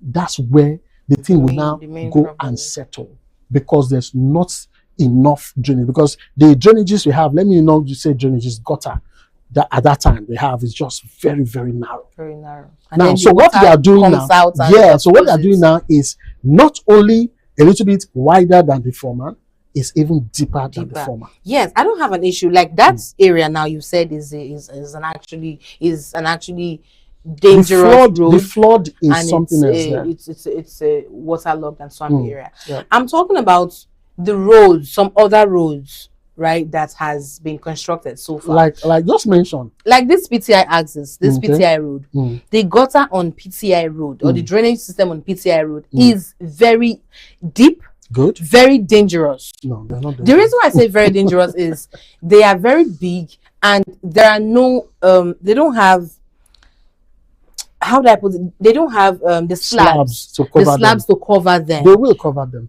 When? But They they will finished cover them. constructing them years ago. When They will cover them. because Let's see. that is the observation What that part so of many the other, PTI road are you talking about? Deltans. What part of the PTI road? from Masoje Junction down to PTI Junction. They will cover them. All of that Because area. If you look and at, even some other roads. if you inside look at the construction towns going and on streets. around that PTI junction to DSC roundabout and then to the full roundabout, you know, the work will soon be completed. Yeah. That job. So they will access those drainages. They will cover them. They'll cover them because those are death threats. Yeah, because that's Governor Sharif has been doing a very, very wonderful job, you know, from the flyovers to the roads to the different things, different projects that he's been covering and making sure not just cover them, not just make sure that he starts them. He makes sure that they are started and they are completed. Yeah. And not just and completed, doing and something quality. they are very well done. They're quality jobs. But look at the company that is you know, That's carrying handling out it, the- right? So just like we say in our local parlance, good soup na money killer. I mean, better soup na money killer. Not something only like money that. killer, but maybe the person sabi cook too. Good. If you're a good cook and you have the money, the soup will come out Now nice. you're And that's talking. that's the case of Delta State and Delta State government. And this is us giving Governor Sharif a thumbs up. But please, would want my observation, and I'm sure that that's the observation of so many other Deltans. Please let us ensure that the slabs to these drainage systems are well covered for the safety of lives of Nigerians and Deltans at large. All right, Mr. Fred, any last words for our amazing viewers today? I mean, I just want to say thank you to the viewers for watching TVM Express. And yes, it's a fantastic day. And just want to take out from today's edition, let us unite as a nation, as a people, to fight the few who want to, you know, disrupt our destiny as Nigeria. All right, you heard it from Mr. Fred. Let us come together as one. We are one people, we are one nation, and let us say no to bad governance. Let us, you know, stand our ground, and whatever the outcome of the 2027 election is, let us stick together as one, because we're all that we've got. We're all that we have as a people. This is our fatherland. We do not intend or would not plan to run away from here for another man's land. All right, so let us stick together as one, and let us pray and be more observant. Be your brother's keeper. Be more observant of your environment. And we hope and pray that we do not record more cases of insecurities and massacres in the nearest future. All right, that's it from me, your homegirl, Mara Samuels, and my amazing co-anchor, Mr. Fred O'Neill. And we'll say have a lovely day and bye-bye.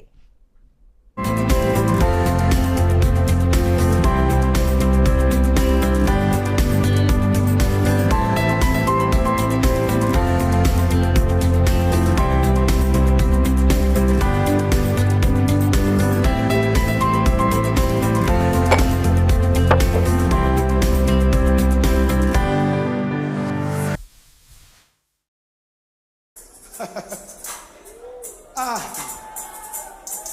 Come on, clap your hands. Here we go.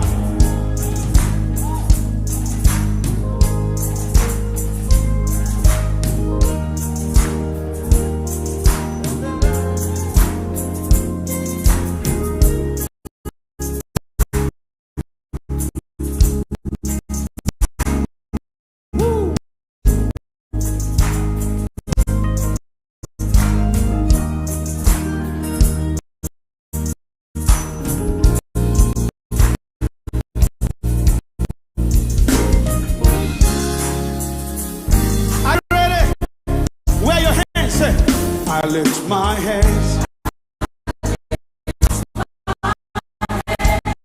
I lift my voice to worship you. To worship you. Oh, I lift my head. I lift my voice to worship you. To worship you.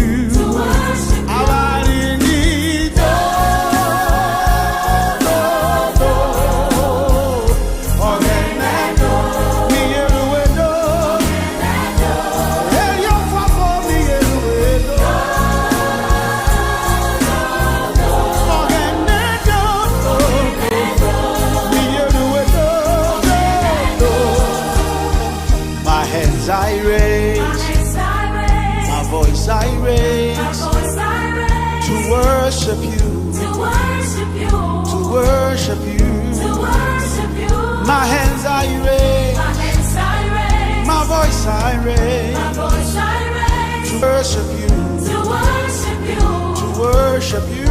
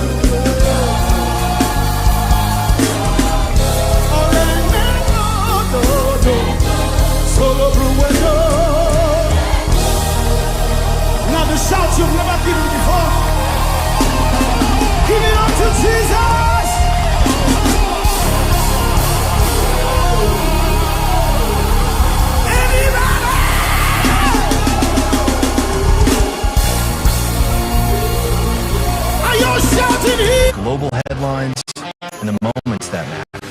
From exciting sports action to exclusive local events, we keep you connected. Celebrate our culture, people, and voices with powerful documentaries and inspiring stories.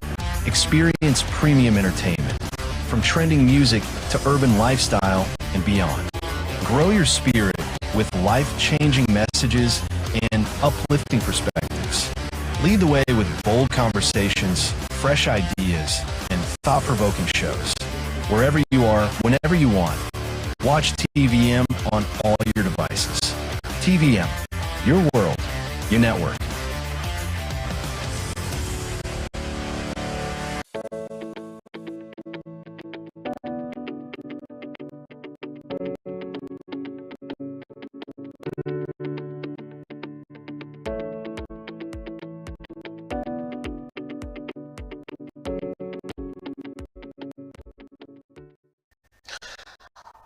Welcome to another episode of Money and Market. It is a time where we break things really, really simplified and for everyone to understand what we talk about on this program, very educative and enlightening.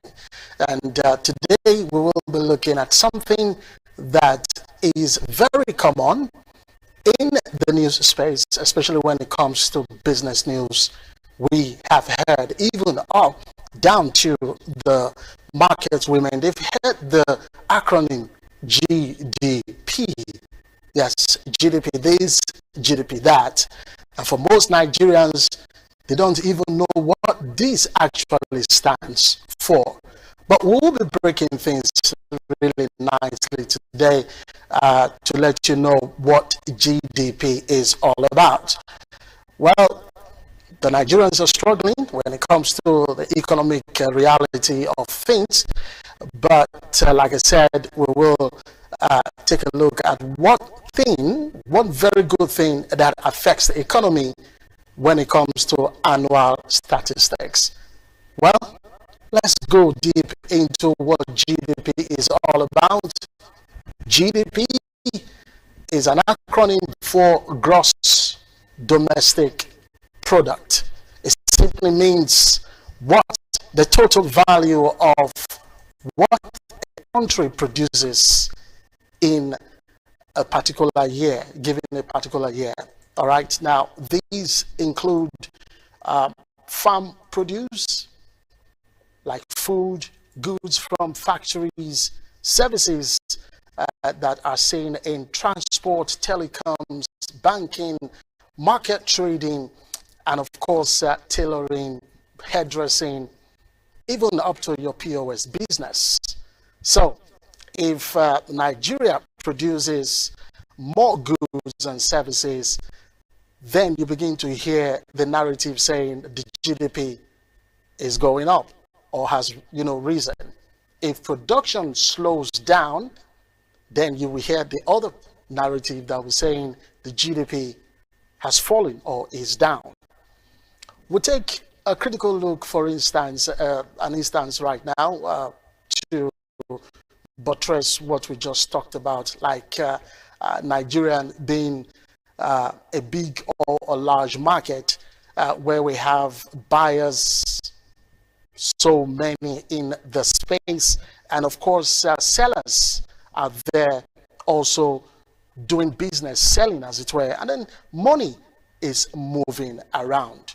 You say that the market is definitely positive or healthy as it were, and you say it's alive. All right, so that is GDP growth. But if buyers price, you have buyers, people who want to buy goods, they come into the market and the price, like what they call window shopping, all they just do is price and price, they just look for prices, or goods are not moving because when you have buyers who come into the market space to price, they do their window shopping, definitely goods will not be moving around. That will also definitely translate into traders who would now go on borrowing to restock, probably to get, because most of these buyers will come and say, this product is not here and that product is not here. So they have to do some restocking and stuff like that. So when this happens, we in the economic space will say that the market is probably open and it's not healthy. We say the market is sick. To buttress further what we are talking about, to explain the Nigeria's GDP situation, we have on the screen graphics for you to understand the time, the simple economy that we have before, and we'll also look at the complex economy that we have right now. Now, when you look at the graphics in front of you, you'll find that this is according to, by the way, the National Bureau of Statistics, the NBS, and of course the World Bank Nigeria data. These are sources, so it's not just me creating them. All right, now, before now, we have smaller population. All right, we're looking at the simple economy that we had back then, probably decades ago. We have smaller population, we have low cost of living, and of course, prices were very slow in terms of wanting to increase prices and all of that. In such, we say that the GDP growth was felt more by everyone, the everyday Nigerian. But let's fast forward to today. We have where the economy is referred to as a complex economy. Inflation has, gone really, really high. According to statistics, Nigeria's population is pegged at about 220 plus million people. And yes, that's an outburst of population there. And then we have a high inflation as well, which translates also into a high cost of living. We also have the purchasing power of the local currency.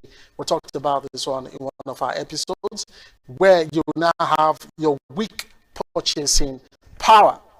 So, in this particular sphere, we say that the GDP growth, is not felt by everyone. So, this is why the GDP can grow on paper, all right, while in the harsh reality, we see that hunger grows in the land. And this brings us to a very, very important fact that Nigerians must know. GDP is measured in two things, okay? One of them is that GDP is measured by activity and not by comfort. It also measures production. Yeah, GDP measures production and not suffering. So no matter how Nigerians complain that they are suffering and all of that, GDP it has no business with that. What it does is it measures production, what is produced in the country annually, like I said earlier on, and then it measures activity, how the movement of goods and services, and in return income or revenue move around the economy. This is what GDP measures, and not comfort and not suffering. Now we're going to take a look at because we just talked about the how GDP measures things, right? What it measures rather in the economy, as it were. Now we will look at the annual growth rate of Nigeria's GDP in a particular era. Now, according to the NBS and of course every other stats that we have, sources for our stats that we have, pegged Nigeria's economy as the biggest in Africa. Now, we have different sectors in the economy. Services is one of them, and it is the largest sector. It is the largest sector of the Nigerian economy, accounting for about 50%. Yeah, 50% of the total gross domestic product, which is the GDP. Now, in that particular sector, we have subsectors as well. One of the fastest growing subsectors in services are information and communication, which together account for about 10% of the total output for the GDP. Now, another sector we can look at is agriculture, which is, in the past, was actually the biggest sector in the Nigeria economy, but now it has weighed down to about 23%, when you want to compare that to what services are bringing into the Nigeria economy. We also have crude petroleum, and of course natural gas. Well, they constitute only about 11% of total GDP, while being the main exports. This oil and gas is the main exports for the country, Nigeria, but it only constitutes or contributes only about 11%, according to data available to us. Now, we also see that industry and construction account for the remaining 16% of GDP. So when you calculate the number of percentage I brought in now in services, in agriculture, in industry, you get to understand that the remaining percent for industry and construction take that remaining part, which is about 16% of the GDP.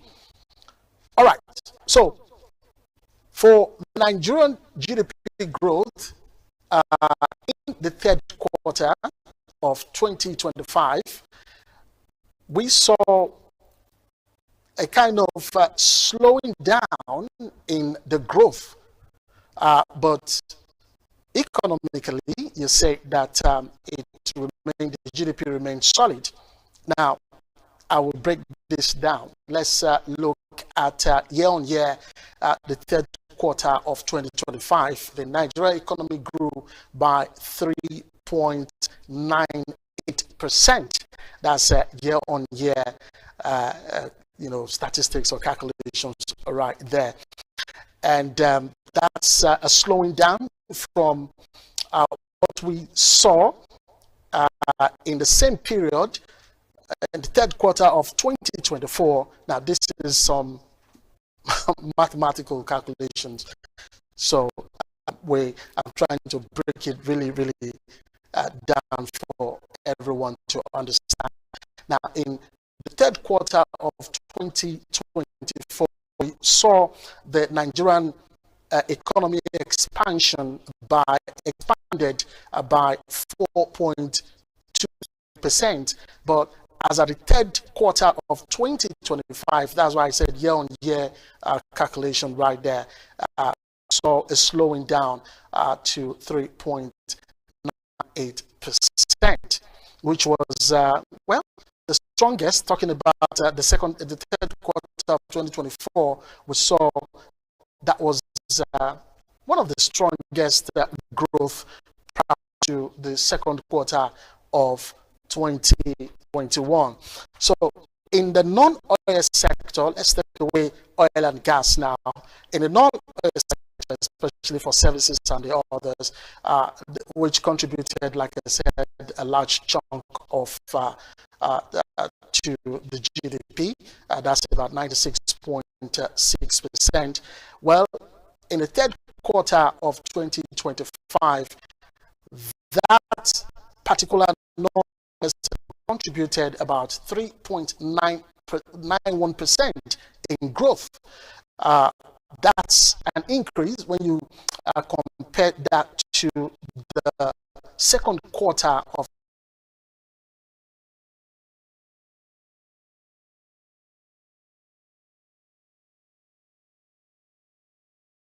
specialized procurement and supply, operations and maintenance services, and integrated marine services, delivering supply boats, crew boats, tugboats, barges, houseboats, and speed boats.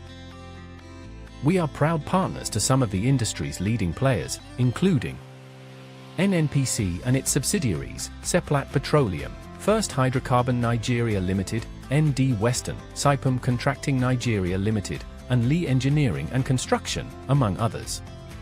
Over the years, we have successfully executed manpower, EPC, and marine support projects with a strong record of excellence. At Dersag Engineering, we are committed to quality, safety, and timely delivery, ensuring that every project meets and exceeds expectations. Dersag Engineering and Services Limited, your trusted partner in delivering world-class engineering and energy solutions.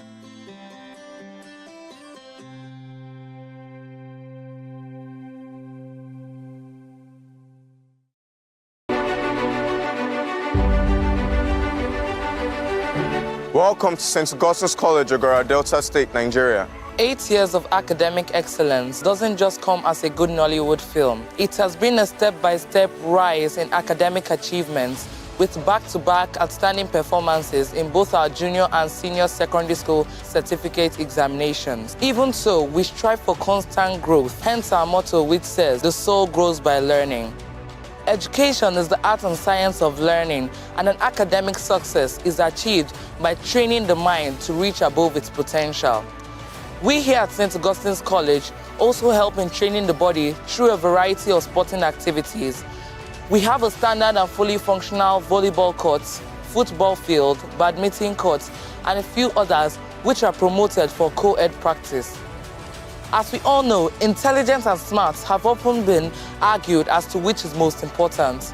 Well, whichever side you are on, know that you have the full support of St. Augustine's College, Ogara, Delta State, as we provide indoor games which require tactical thinking, such as chess, a mathematical approach to checkers, an educational game like Scrabble, and few others such as snakes and ladders and cards, which helps to ease the stress of workload over the weekend. And that is not all. Here, students are taught spiritual, moral, and academic values. While we strive for academic excellence, we do not neglect the spiritual life of our students. In the chapel, the Catholic Mass, prayers, and other spiritual agenda carried out. Cleanliness is next to godliness.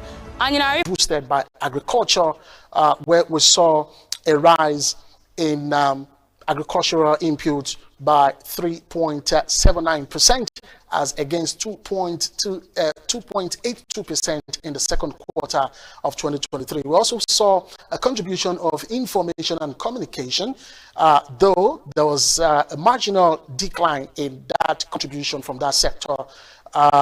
From the information and communication, the second quarter of 2025 saw the growth rate of 6.61%, but then at the third quarter, it was 5.78%. Now, for real estate, another contributor to the GDP, we saw a marginal decline as well. In the second quarter, we saw it pegged at 3.79%, but then in the third quarter, it fell down to 3.50%. What about the financial insurance? From the financial insurance aspect, let's see what it did. We saw that there was a slight improvement, not slight, we saw a major improvement in a particular aspect, where in the second quarter it was pegged at 16.1%, but then in the third quarter of 2025 it was 19.63%. Now we can go on and on and on to give you stats. We'll definitely be doing that. We'll take our time to analyze this for you to get a better understanding of what the GDP is all about. Well, we'll take a breather from now. We'll go on a commercial break. When we return, we'll continue from where we start, still analyzing what the GDP gave us about a particular period in time, a particular era. We'll also be looking at this particular third and second quarter of 2025 as it relates to the annual GDP rate in Nigeria. Stay with us for more analysis. At DSAG Engineering and Services, we anticipate, manage, and deliver. Since 2000, we have been a leading EPC company, ensuring customer satisfaction through quality service and timely delivery. With integrity, proficiency, and innovation at our core, we provide world-class solutions tailored to your needs. From engineering designs and construction to procurement, manpower outsourcing, and maritime supplies, DSAG delivers excellence. Partner with us today. Visit www.dsag.net or call +23 4807 254 8724. DSAG Engineering and Services. Anticipate, manage, deliver.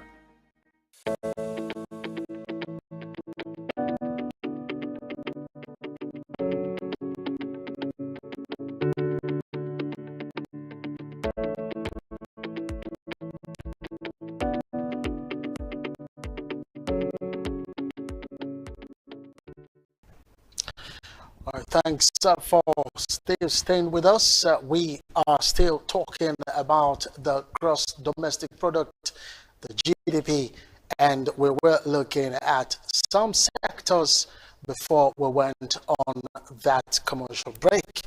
We'll continue because we are still looking at the non-oil sector. We talked about financial and insurance subsector, where we said the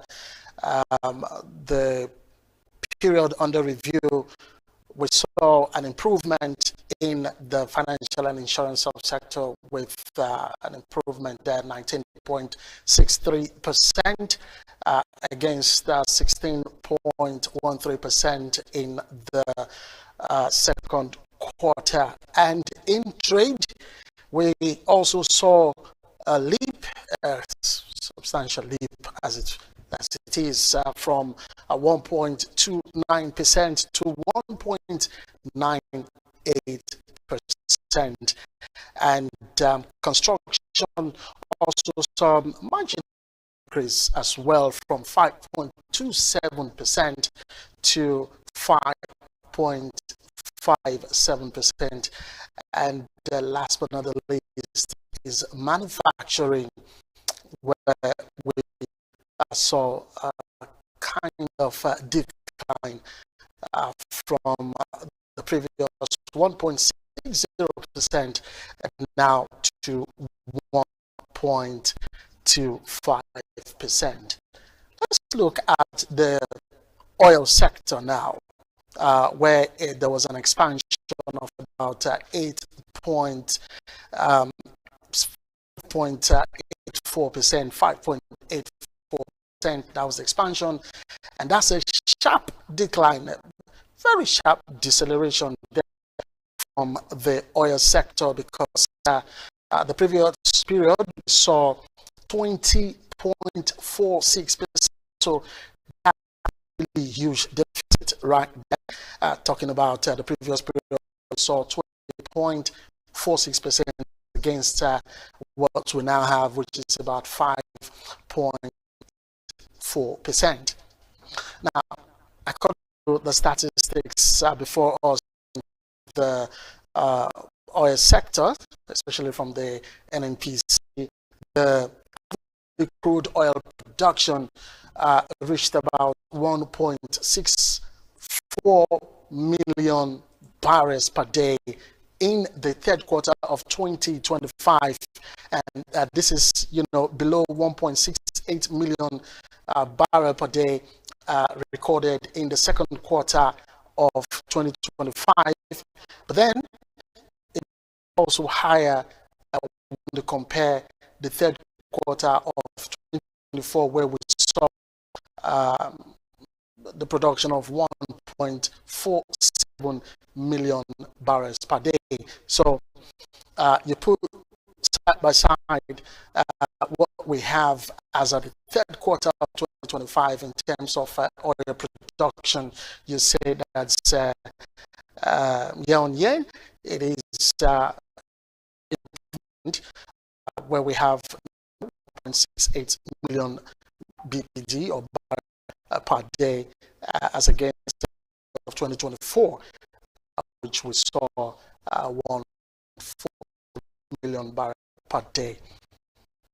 Now, according to economic experts and analysts, expectations for the year 2026 as it relates to the GDP annual growth rate in Nigeria, it has been expected that it will get to 4.30% by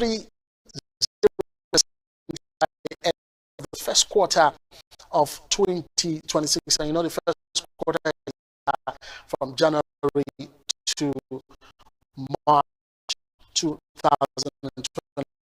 So the analysts, experts in the economic sphere, they are projecting the GDP annual growth rate for the first quarter for Nigeria's GDP to be 4.30%. And then for the growth rate, because that one we just looked at a quarterly basis now, but for the annual growth rate, they are projecting 4.50% for 2026. So these analyses, for you to understand better, go into the simplified explanation for the GDP. I just wanted us to grasp, to understand what GDP is all about. And so where you find yourself, whether you are an individual doing business or you're a corporation, whatever you are, you see yourself in the different sectors of the economy, and of course you are a contribution to the GDP. All right, let's look at the before and now as it relates to how GDP was and why it is no more, you know, what we saw back in the day, and why it is different now. We're going to be comparing Nigeria before and now, and of course,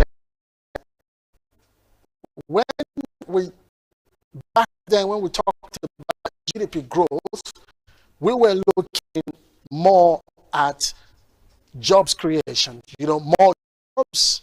That was in a simplified economy, as it was back then. We saw better wages, saw more as in the markets. Yeah, when the GDP growth was in a positive, we saw more. Right? There was a lot of for jobs and all that. You could see back then that university graduates, after the youth service, them going into jobs, as it were. Most of the jobs were white-collar jobs, especially some who were secondary school leavers. The white-collar job was very, very common back then. But for the tertiary institutions graduates, we saw job creation for them. We saw better wages back in the day. Yeah, of course, like I said, more customers in the markets because better wages was there. There was more jobs in economy, as it were. So that was what the GDP was all about back in the day. But today, when we talk about GDP growth, we often look at numbers, big numbers, as it were, especially when it relates to population. Okay, we'll also talk about more boring whenever people hear the word, the GDP, first thing that comes to their mind is borrowing, more borrowing. And another thing that comes to mind is more hardship, more hardship. And why so? Because population growth and inflation have overtaken growth. Okay? When you put aside how the population of Nigeria has skyrocketed, let me just use that word, has gone to the level where we are right now. You put it vis-a-vis inflation, you see that so much is happening economically to even to the households, even those who do business. And these population growth and inflation, they have overshadowed what GDP brings to the fore. And that's why we say the population growth and inflation have taken the GDP growth. Now, let's look at the table before us. Like I said, we're going to be looking at the Nigerian economy before and the Nigerian economy of now. Let's take the era of the 2000s, from 2000 to the 2010s. Yes, the GDP growth was faster than the population, like I said earlier on. At the rate that Nigeria population became this massive, I still don't understand how it got to this level. Well, we always talk about the National Population Census, how it is that some persons are overblowing some certain things from some certain regions. But let's leave all of that because that has to do with politics, and we're not talking politics here. We're talking about money and market economics as it is. And you look at the GDP growth was faster than the population that we had back then. And we also saw that the income per person improved. Income per person, I will explain this later, but income per person increased. This bracket we are looking at the 2000 and 2010. So, like I said, these are my own making, not my own figures. These are figures courtesy of the National Bureau of Statistics, the NBS. So, when you look at the recent times, the recent years now, you will get to understand that the population growth was faster than the GDP. Okay? Now, before this recent times, I said the GDP growth was faster than the population. Now it is vice versa. The population has now overshadowed what the GDP brings to the fore, to the economy. Okay. Now, we also saw that income per person started falling, where individuals were enjoying profits from businesses, income, as it were, from being workers in the different, whether informal or formal sectors. We started seeing income per person falling. And this, translates into when population grows faster than the gross product, which is the GDP, we begin to see that people will feel that they are poorer, or getting poorer and poorer. All right. We just analyze, because I wanted to I just brought this example for us to understand something, which is the GDP per capita. You may have heard me talk about GDP per person, income per person, and all of that. Now, what we talked about is called GDP per capita. What this invariably means is that, for instance, after sharing the national income, yeah, how much goes to one person? That's what the GDP per capita is saying here. How much goes to one person after sharing the national income? And the hardest truth that every Nigerian should, get to know, that Nigeria's GDP per person has been falling. It has been falling. All right. So even when you hear things like statements coming from the government saying that the economy is growing, but the ordinary Nigerian will be saying, if the economy is growing, how come the money in my pocket is not buying enough of what it used to buy? All right, which means my pocket is shrinking. All right, let's look at the GDP against the cost of living. Now, you look at the screen right now of what we have, graphics we have showing one side GDP growth and on the side the cost of living. Now, on the GDP growth aspect, we see that the economy is expanding slowly. Good thing is it is expanding slowly.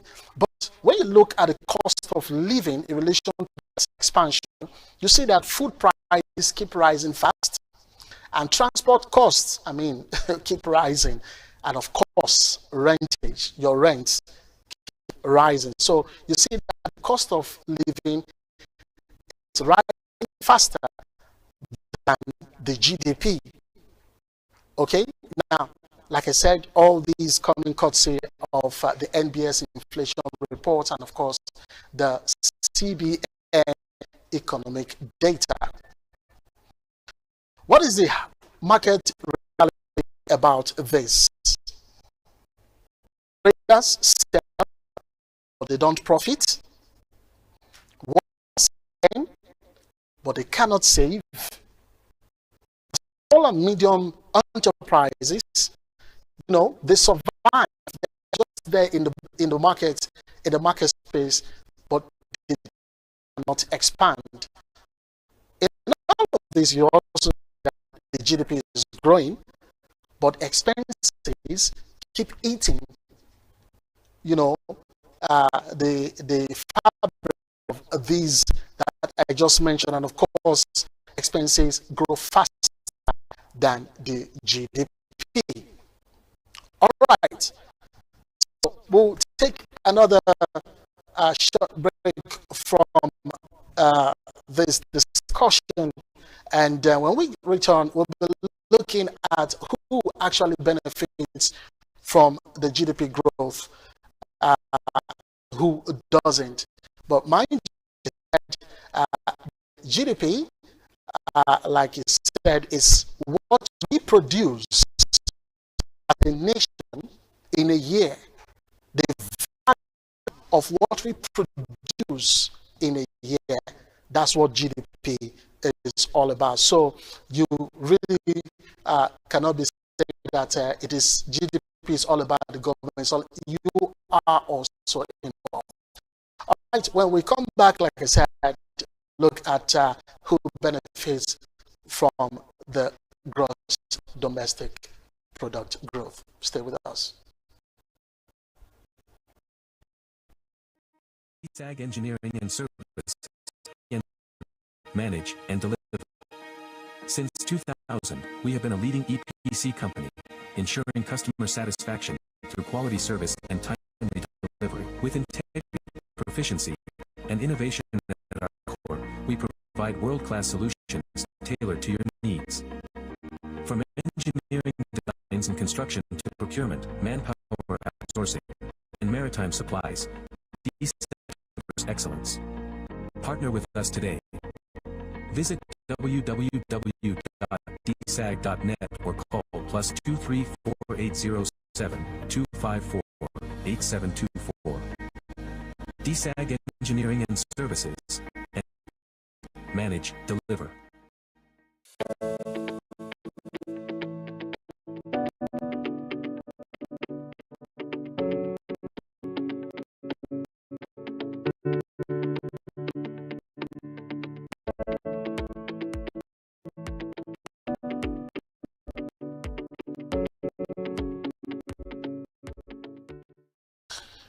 All right, welcome back from that break. And before we went on that break, we were looking at, the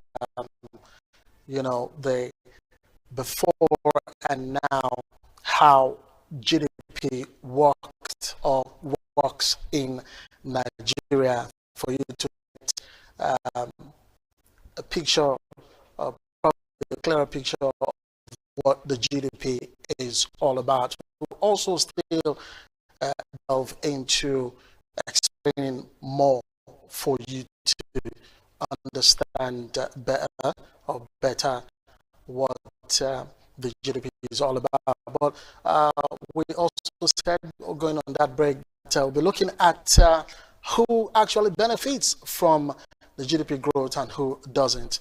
Now, remember that we have different sectors in the economy, and we want to ask this very crucial question: who or which of these sectors actually do enjoy the GDP, or who the GDP is looking for? Like I said, have different sectors. So this question, the answer depends on which of the sector is growing. Now, graphics on the screen right now showing us where Nigeria's GDP growth actually comes from. That there's the oil and gas, there's telecoms, there's banking and finance, of course there is large corporations as well. Now, growth we see from this graphics that growth is concentrated in a few sectors. This is according to the data we're getting from our sources as well. So when GDP growth comes mainly from these sectors, especially oil, banking, and they are not coming from agriculture, they're not coming from small trading, they're not coming, GDP is not, growth is not coming from manufacturing, then the average Nigerian will feel nothing. I mean, will feel nothing, will not even understand what the GDP growth is all about. All right, but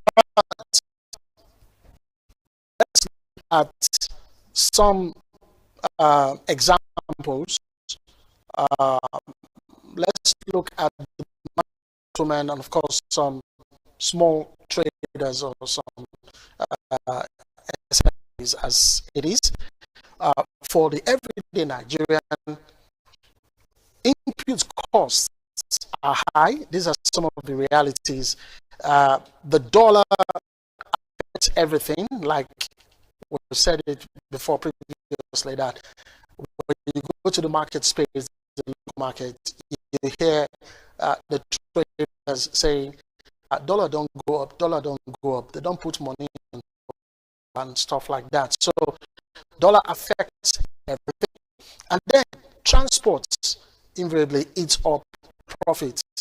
You as a trader, you as a market woman, you as who is into this SME, you definitely know that transportation is one thing that eats up a large chunk of your profit. And not forgetting taxes and levies that increase, that also affect this particular GDP contributors, like the SMEs and market women, like I said. So in this case, GDP may rise. Yes, the GDP may rise, but survival becomes harder. Okay, because where you pay a lot of taxes and levies, you transport eats up your profit, the dollar affects your business, inputs, things you want to bring into your business, the costs of such inputs are very, very costly or very high in terms of prices. Definitely, you are just surviving, and it's not like you're making a profit, so you're barely surviving in the market. Now, on your screen will show you, will bring about, we'll look at formal economy and informal economy. Now, for the formal sector, we have the likes of big companies, we have the banks, we have the multinationals. These are in the formal sector. For the informal sector, we have artisans. The artisans are like the hairdressers, the tailors. We have market traders, and of course we have the small and medium enterprises. So these are the informal sector.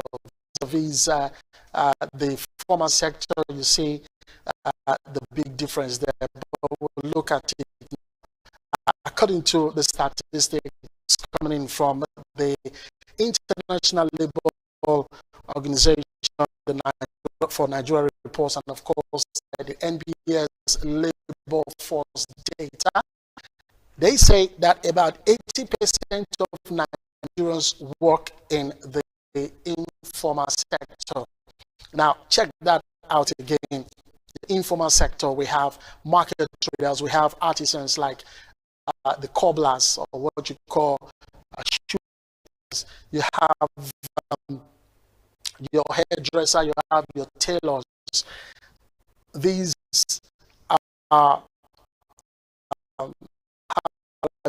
now in the informal sector that brings income into monies, as we want to say, into the market space.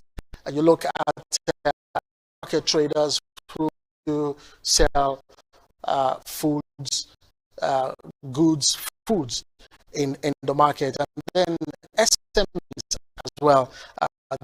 These are in the informal sector, and they're saying that 80% of Nigerians are found in the sector, the informal sector. So when GDP grows without job creation, without wage growth, without price stability, then that growth becomes not impactful. It's not. The ordinary Nigerian would not see the impact of that particular GDP. All right, so that's what this harsh reality is all about, as it relates to who benefits from the GDP growth and who doesn't. Now, like major growth comes from the oil and gas banking and finance, and of course large corporations. So these are the people, or the segment or the sector that enjoys works for, or who benefit more from the GDP growth. So for the artisans, for the small, the SMEs, these guys, they I don't want to say they are in trouble, but they really do not benefit directly from the GDP growth. All right. So one thing is certain: these formal sectors, like on the oil and gas, banking and finance, and large corporations, you could see from our analysis initially, I think some minutes ago, it's about services as the largest part there. That's for the non-oil sector. Services brought a huge chunk of the GDP growth for the country annually. And in such sphere, you have the likes of banking and finance. These, and of course, insurance, industry, and manufacturing. These were seen in large corporations. Okay, so these were the guys that actually brought a lot of input when it relates to the GDP growth. So, like I said, invariably are the ones who benefited more from the GDP growth. But for the small businesses, I begin to wonder why much is not done for agriculture, not done for small trading as it is, and of course, like I said, when these are not when things are not put in place for these to benefit from the GDP, they don't really want to get themselves involved in what the GDP is all about. But one takeaway from this particular discussion today is for you to know that whatever you do, you are also part of why the GDP grows positively or negatively. So your input matters a lot.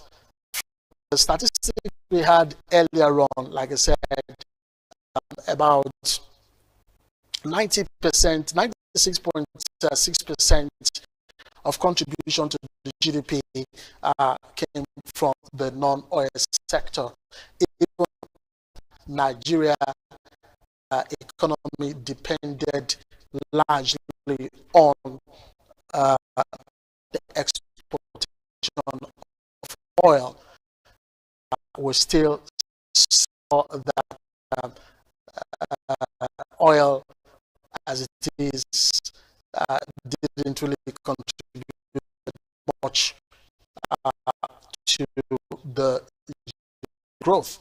The oil sector only expanded by 5.84%, like I said earlier on, but then that was a sharp deterioration from what it used to be, which was at about 20.46%. I think as that 24. So at even at that year, year on year, 20.46%. Compared to the other sector, you could see that the non-sector was also a major reason why was in the positive, was up north and not going south. Okay, so just to understand that particular aspect. So from what we have talked about so far, even the hairdresser, even your tailors, they are also involved in GDP. So it should concern you and I. I mean, it should concern everybody what the GDP is all about. Do a lot from even the government to help bring about a positive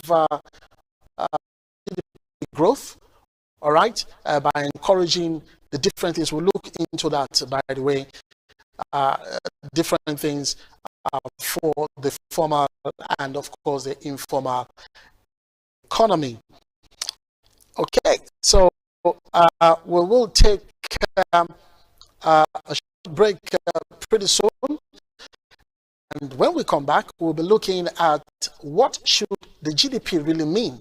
You know, like I talked earlier on, what Nigerians should watch out for, what this GDP is all about.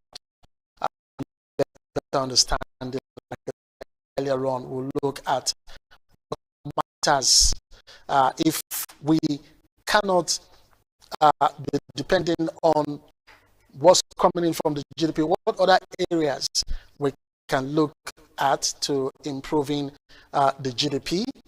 Yeah? Of course, this will look at before and now as well. It's always about comparison of the before and now when it relates to economic matters.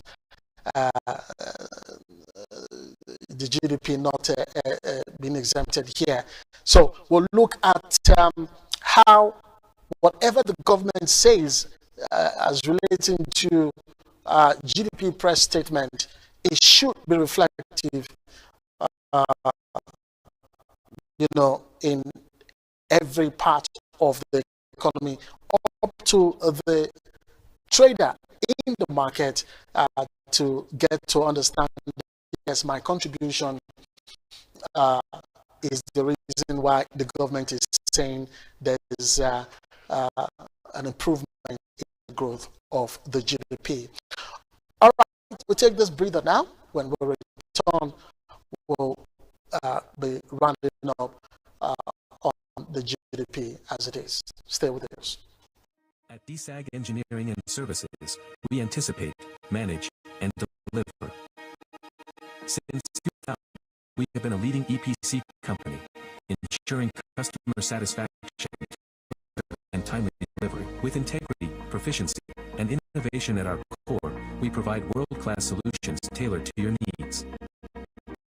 From engineering designs and construction, manpower outsourcing, and supplies, This is TVM. TVM delivers breaking stories, global headlines, and the moment. From exciting sports action to exclusive local events, we keep you connected.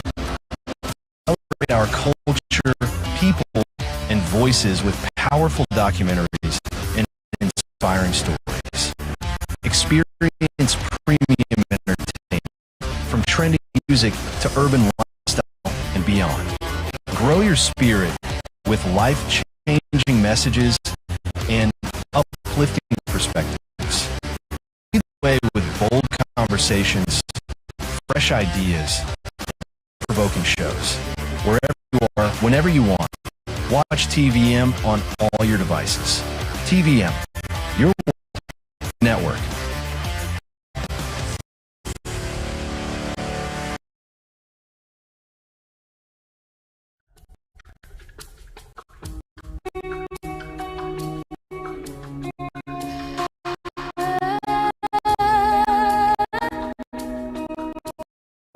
You will never fail, God. Oh, dear Lord. Though my life has not been without center, sometimes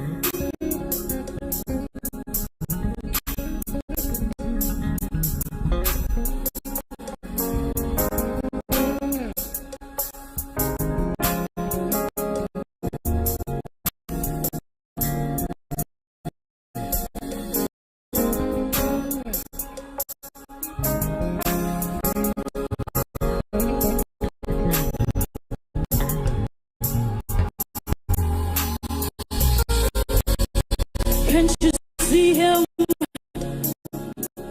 moving everywhere?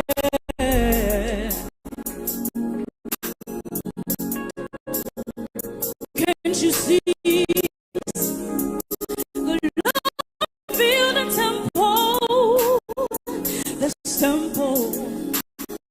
The angels sing, holy, holy to the Lamb of God. And he says, join in one accord.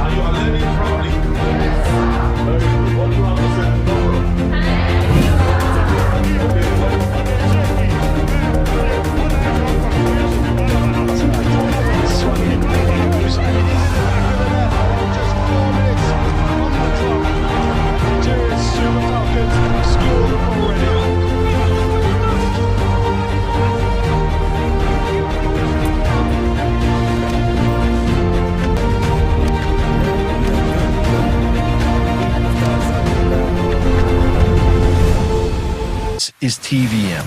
TVM delivers breaking stories, global headlines, and the moments that matter. From exciting sports action to exclusive local events, we keep you connected. Celebrate our culture, people, and voices with powerful documentaries and inspiring stories. Experience premium entertainment, from trending music to urban lifestyle and beyond. Grow your spirit with life-changing messages and uplifting perspectives. Lead the way with bold conversations, fresh ideas, and thought-provoking shows. Wherever you are, whenever you want, watch TVM on all your devices. TVM, your world, your network.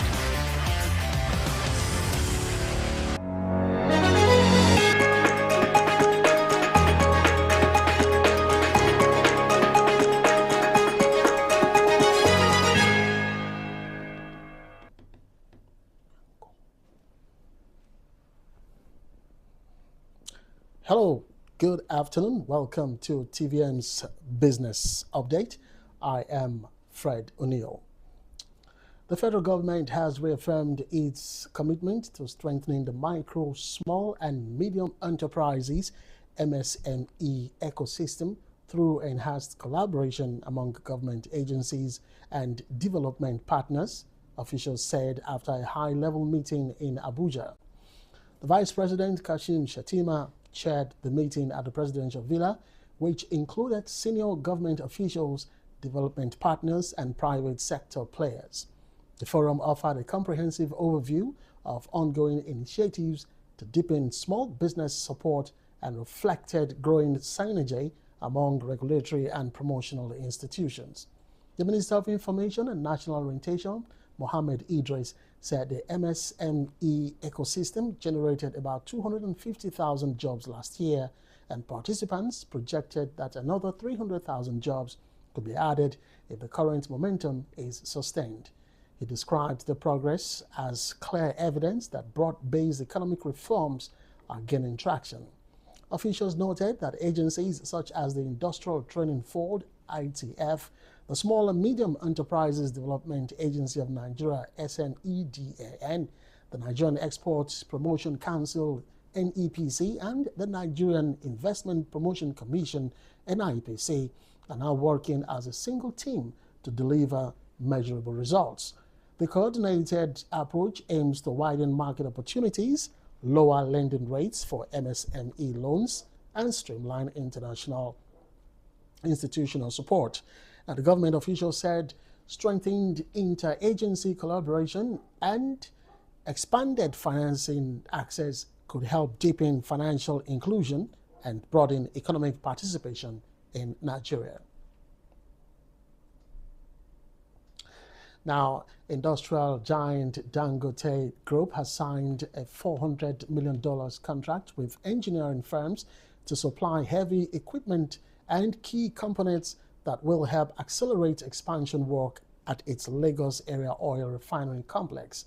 The agreement covers the procurement of specialist refinery machinery, including distillation columns, heat exchangers, and storage systems designed to enhance processing capacity and operational efficiency at the facility.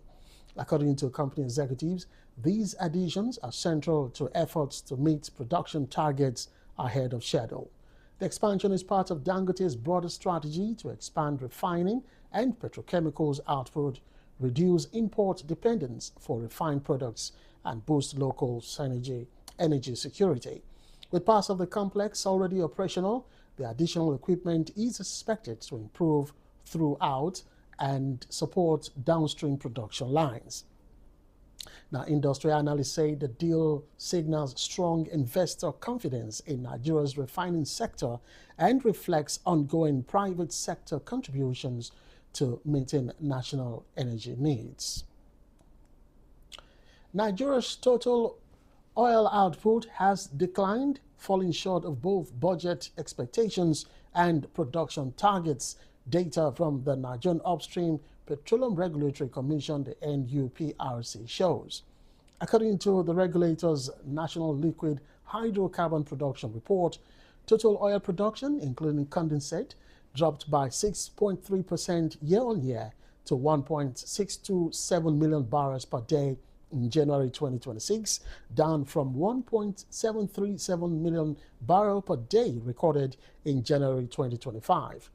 On a month-to-month basis, production also fell by 5.7% from 1.544 million barrels per day in December 2025 to 1.627 million barrels per day in January 2026. The NUPRC said that during the month, the lowest combined crude oil and condensate output was about 1.59 million barrels per day, while the peak was around 1.82 million barrels per day, indicating significant daily volatility in production levels.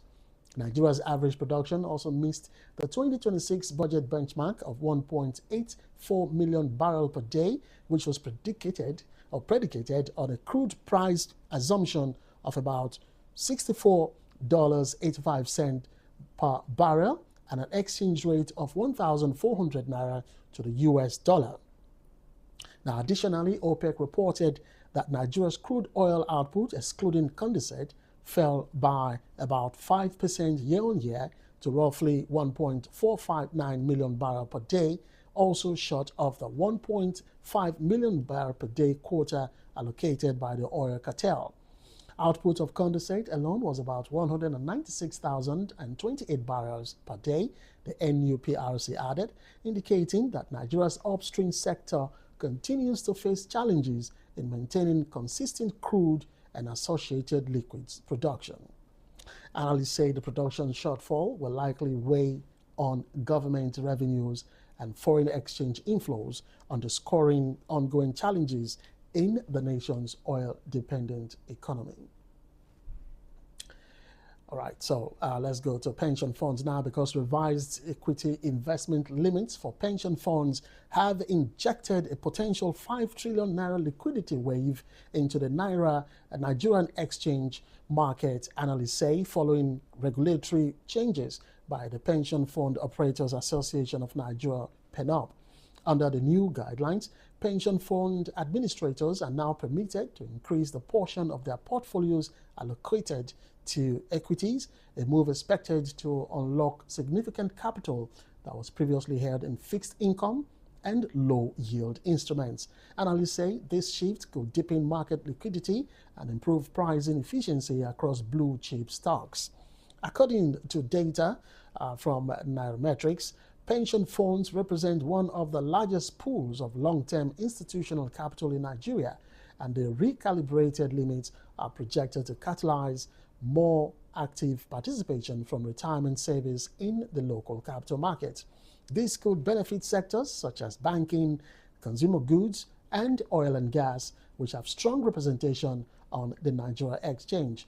Market strategists say the 5 trillion naira estimate reflects both immediate reallocation potentials and future inflows as pension funds gradually diversify into equities. Some observers believe the move will foster increased stability and broaden investor participation, boosting confidence among both local and foreign investors. However, analysts also caution that higher equity exposure must be matched with enhanced governance and risk management frameworks within pension funds to protect retirees' assets in volatile market conditions.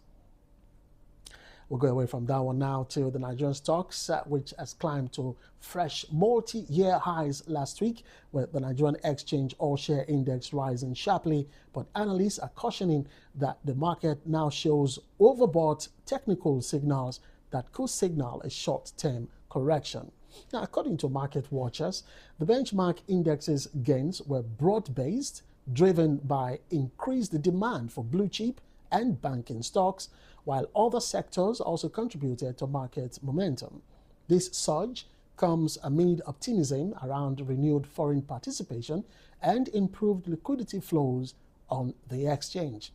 However, technical indicators such as the Relative Strength Index, as the RSI, and other momentum measures suggest the current rally may be overheating, with the market trading above levels that typically precede short-term pullbacks.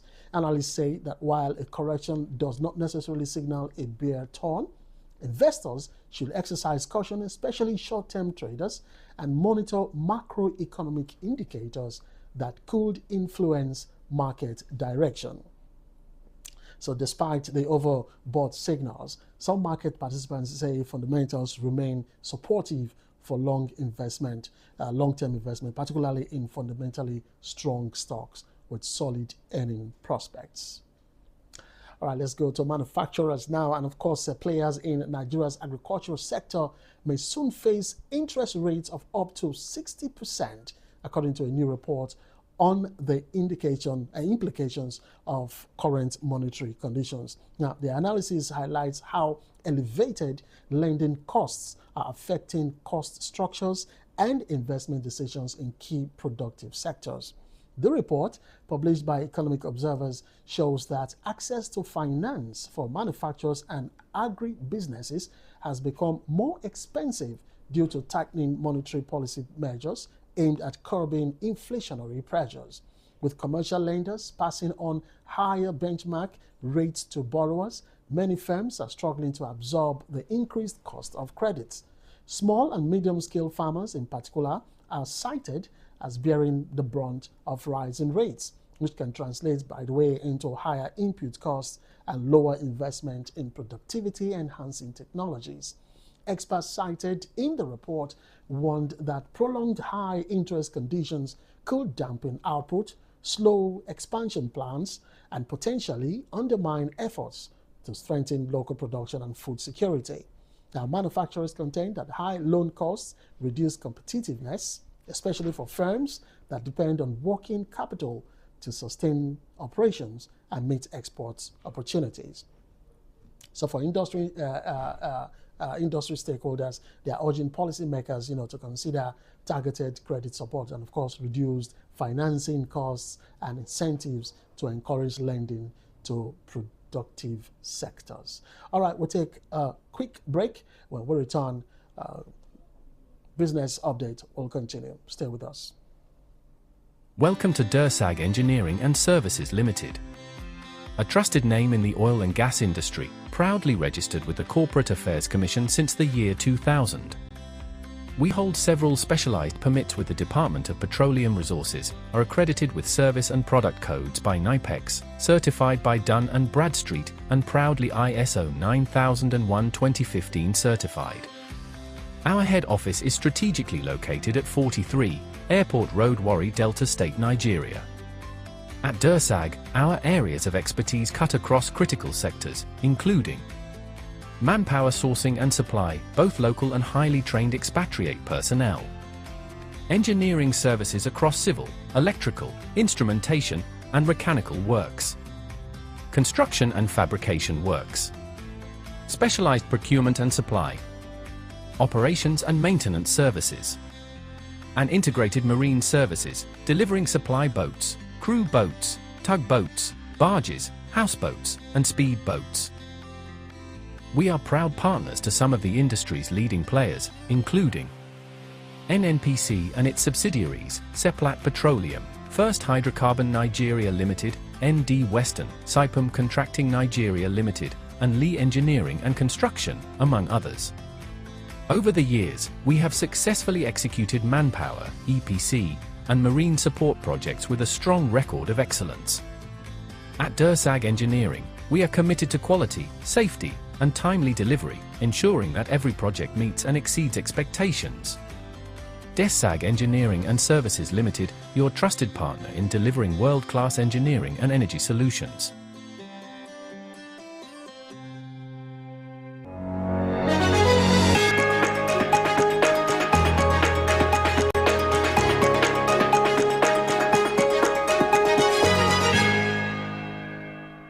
Welcome back. Despite China's recent declaration offering zero tariffs on select imports from African countries, experts say Nigeria's persistent trade deficit may not be significantly reduced unless additional structural issues are addressed. Analysts note that while the zero tariff initiative, which aims to increase imports of African goods into China duty-free, could boost export volumes, several domestic strains may limit its full impact on Nigeria's balance of trade. A major concern highlighted is Nigeria's low export supply capacity. Industry observers say local producers may struggle to meet the quality, packaging, and consistency standards required to access the Chinese duty-free market. This includes challenges in agricultural processing, manufacturing scale, and certification compliance needed for international trade. Infrastructure bottlenecks such as limited rail and port capacity also add to export costs, potentially offsetting tariff advantages. Without commensurate improvements in logistics and production ecosystems, Nigeria may find it difficult to take full advantage of the tariff waiver. Trade experts also caution that the zero tariff offer covers selected industrial and agricultural goods, which means only a fraction of Nigeria's export base may be eligible initially. Now, unless the country broadens its exportable products list and improves competitiveness, the trade gap could remain wide. Now, analysts say that while the initiative could be a positive step toward deeper trade engagement with China, domestic reforms, including boosting manufacturing output and improving export-oriented infrastructure, are essential for, to translate tariff advantages into sustainable trade balance improvements. Let's go to the Bureau de Change operators now, because they say they face major obstacles complying with a new foreign exchange directive, citing operational disruptions. Industry sources say the rules have limited liquidity and hampered daily FX turnover. Operators call for stakeholder consultation to mitigate unintended market impact. The situation underscores ongoing tensions in Nigeria's FX ecosystem and calls for policy adaptation.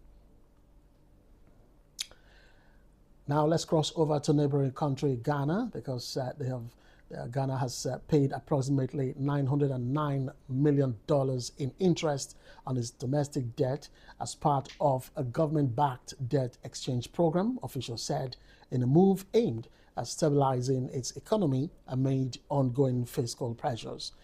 The interest payment represents a significant portion of the government's obligations under the Debt Restructuring Initiative, which is designed to reduce Ghana's heavy debt burden while protecting domestic investors.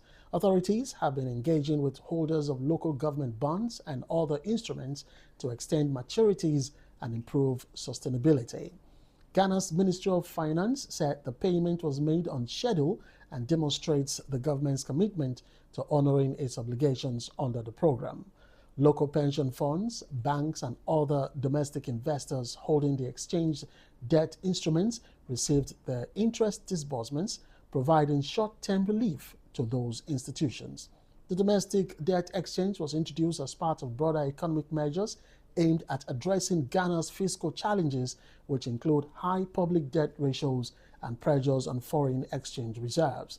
Analysts say that maintaining confidence among local investors is crucial to ensuring continued participation in debt markets as the country navigates its structure. So, officials say the focus remains on achieving fiscal stability while minimizing disruption to the financial sector. We'll stay away from Nigeria still, this on South Africa, because the country's inflation rate has dipped to 3.5%, raising expectations of a possible interest rate cut by the central bank, economists say. Lower inflation reflects moderated food and fuel costs, offering relief to households struggling with living expenses. Financial analysts say a rate cut could stimulate borrowing and economic activity. Monetary easing, if confirmed, may support growth, but warrants careful policy calibration to avoid currency pressures. And let's go back to Ghana, because senior executives and staff of the Ghana Cocoa Board have agreed to take pay cuts as the agency tackles liquidity challenges, officials confirm. Now, the move is intended to ease financial strain and maintain operational stability in the world's second largest cocoa producer. The board representatives say the steps are part of broader cost containment measures. Now, the adjustment aims to protect the sector amid price volatility and maintain farmer support programs. And let's go abroad now. And the last for our news today on Business Update, Warner Bros. Has rejected a revised acquisition bid from Paramount, signaling it is waiting for a stronger final offer, industry sources report. Now, the studios are in ongoing negotiations as media consolidation pressures grow globally. Warner Bros. Executives say they are seeking terms that better reflect long-term value and strategic alignment. The outcome could reshape competitive dynamics in the entertainment sector and, of course, influence future merger activity. Nice one coming from Warner Bros. They really want to pick at, their portfolio. All right, and that's a wrap on this edition of TVM's Business Update. For more updates throughout the day, follow us on our digital platforms and stay tuned to TVM for your trusted news and, of course, in-depth coverage. I am Fred O'Neill. Thanks for watching and enjoy the rest of your day.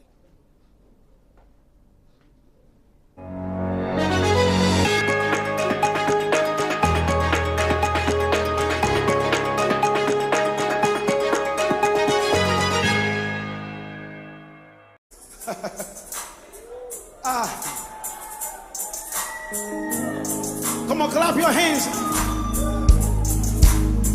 Here we go.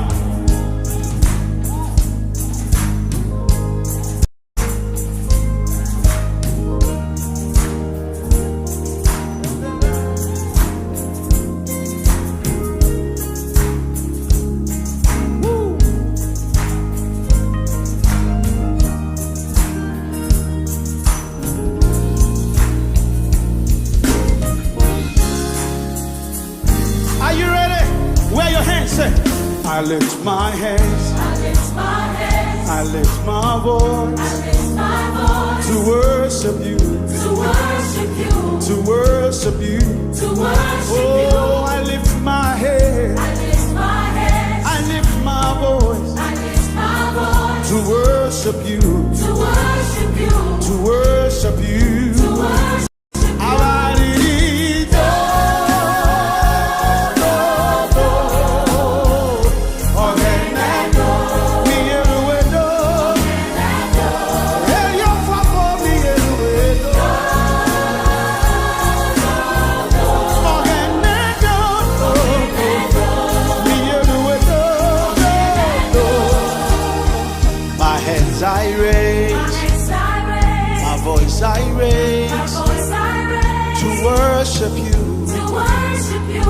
Worship you, to worship you. My hands I raise, my voice I raise, to worship you, to worship you.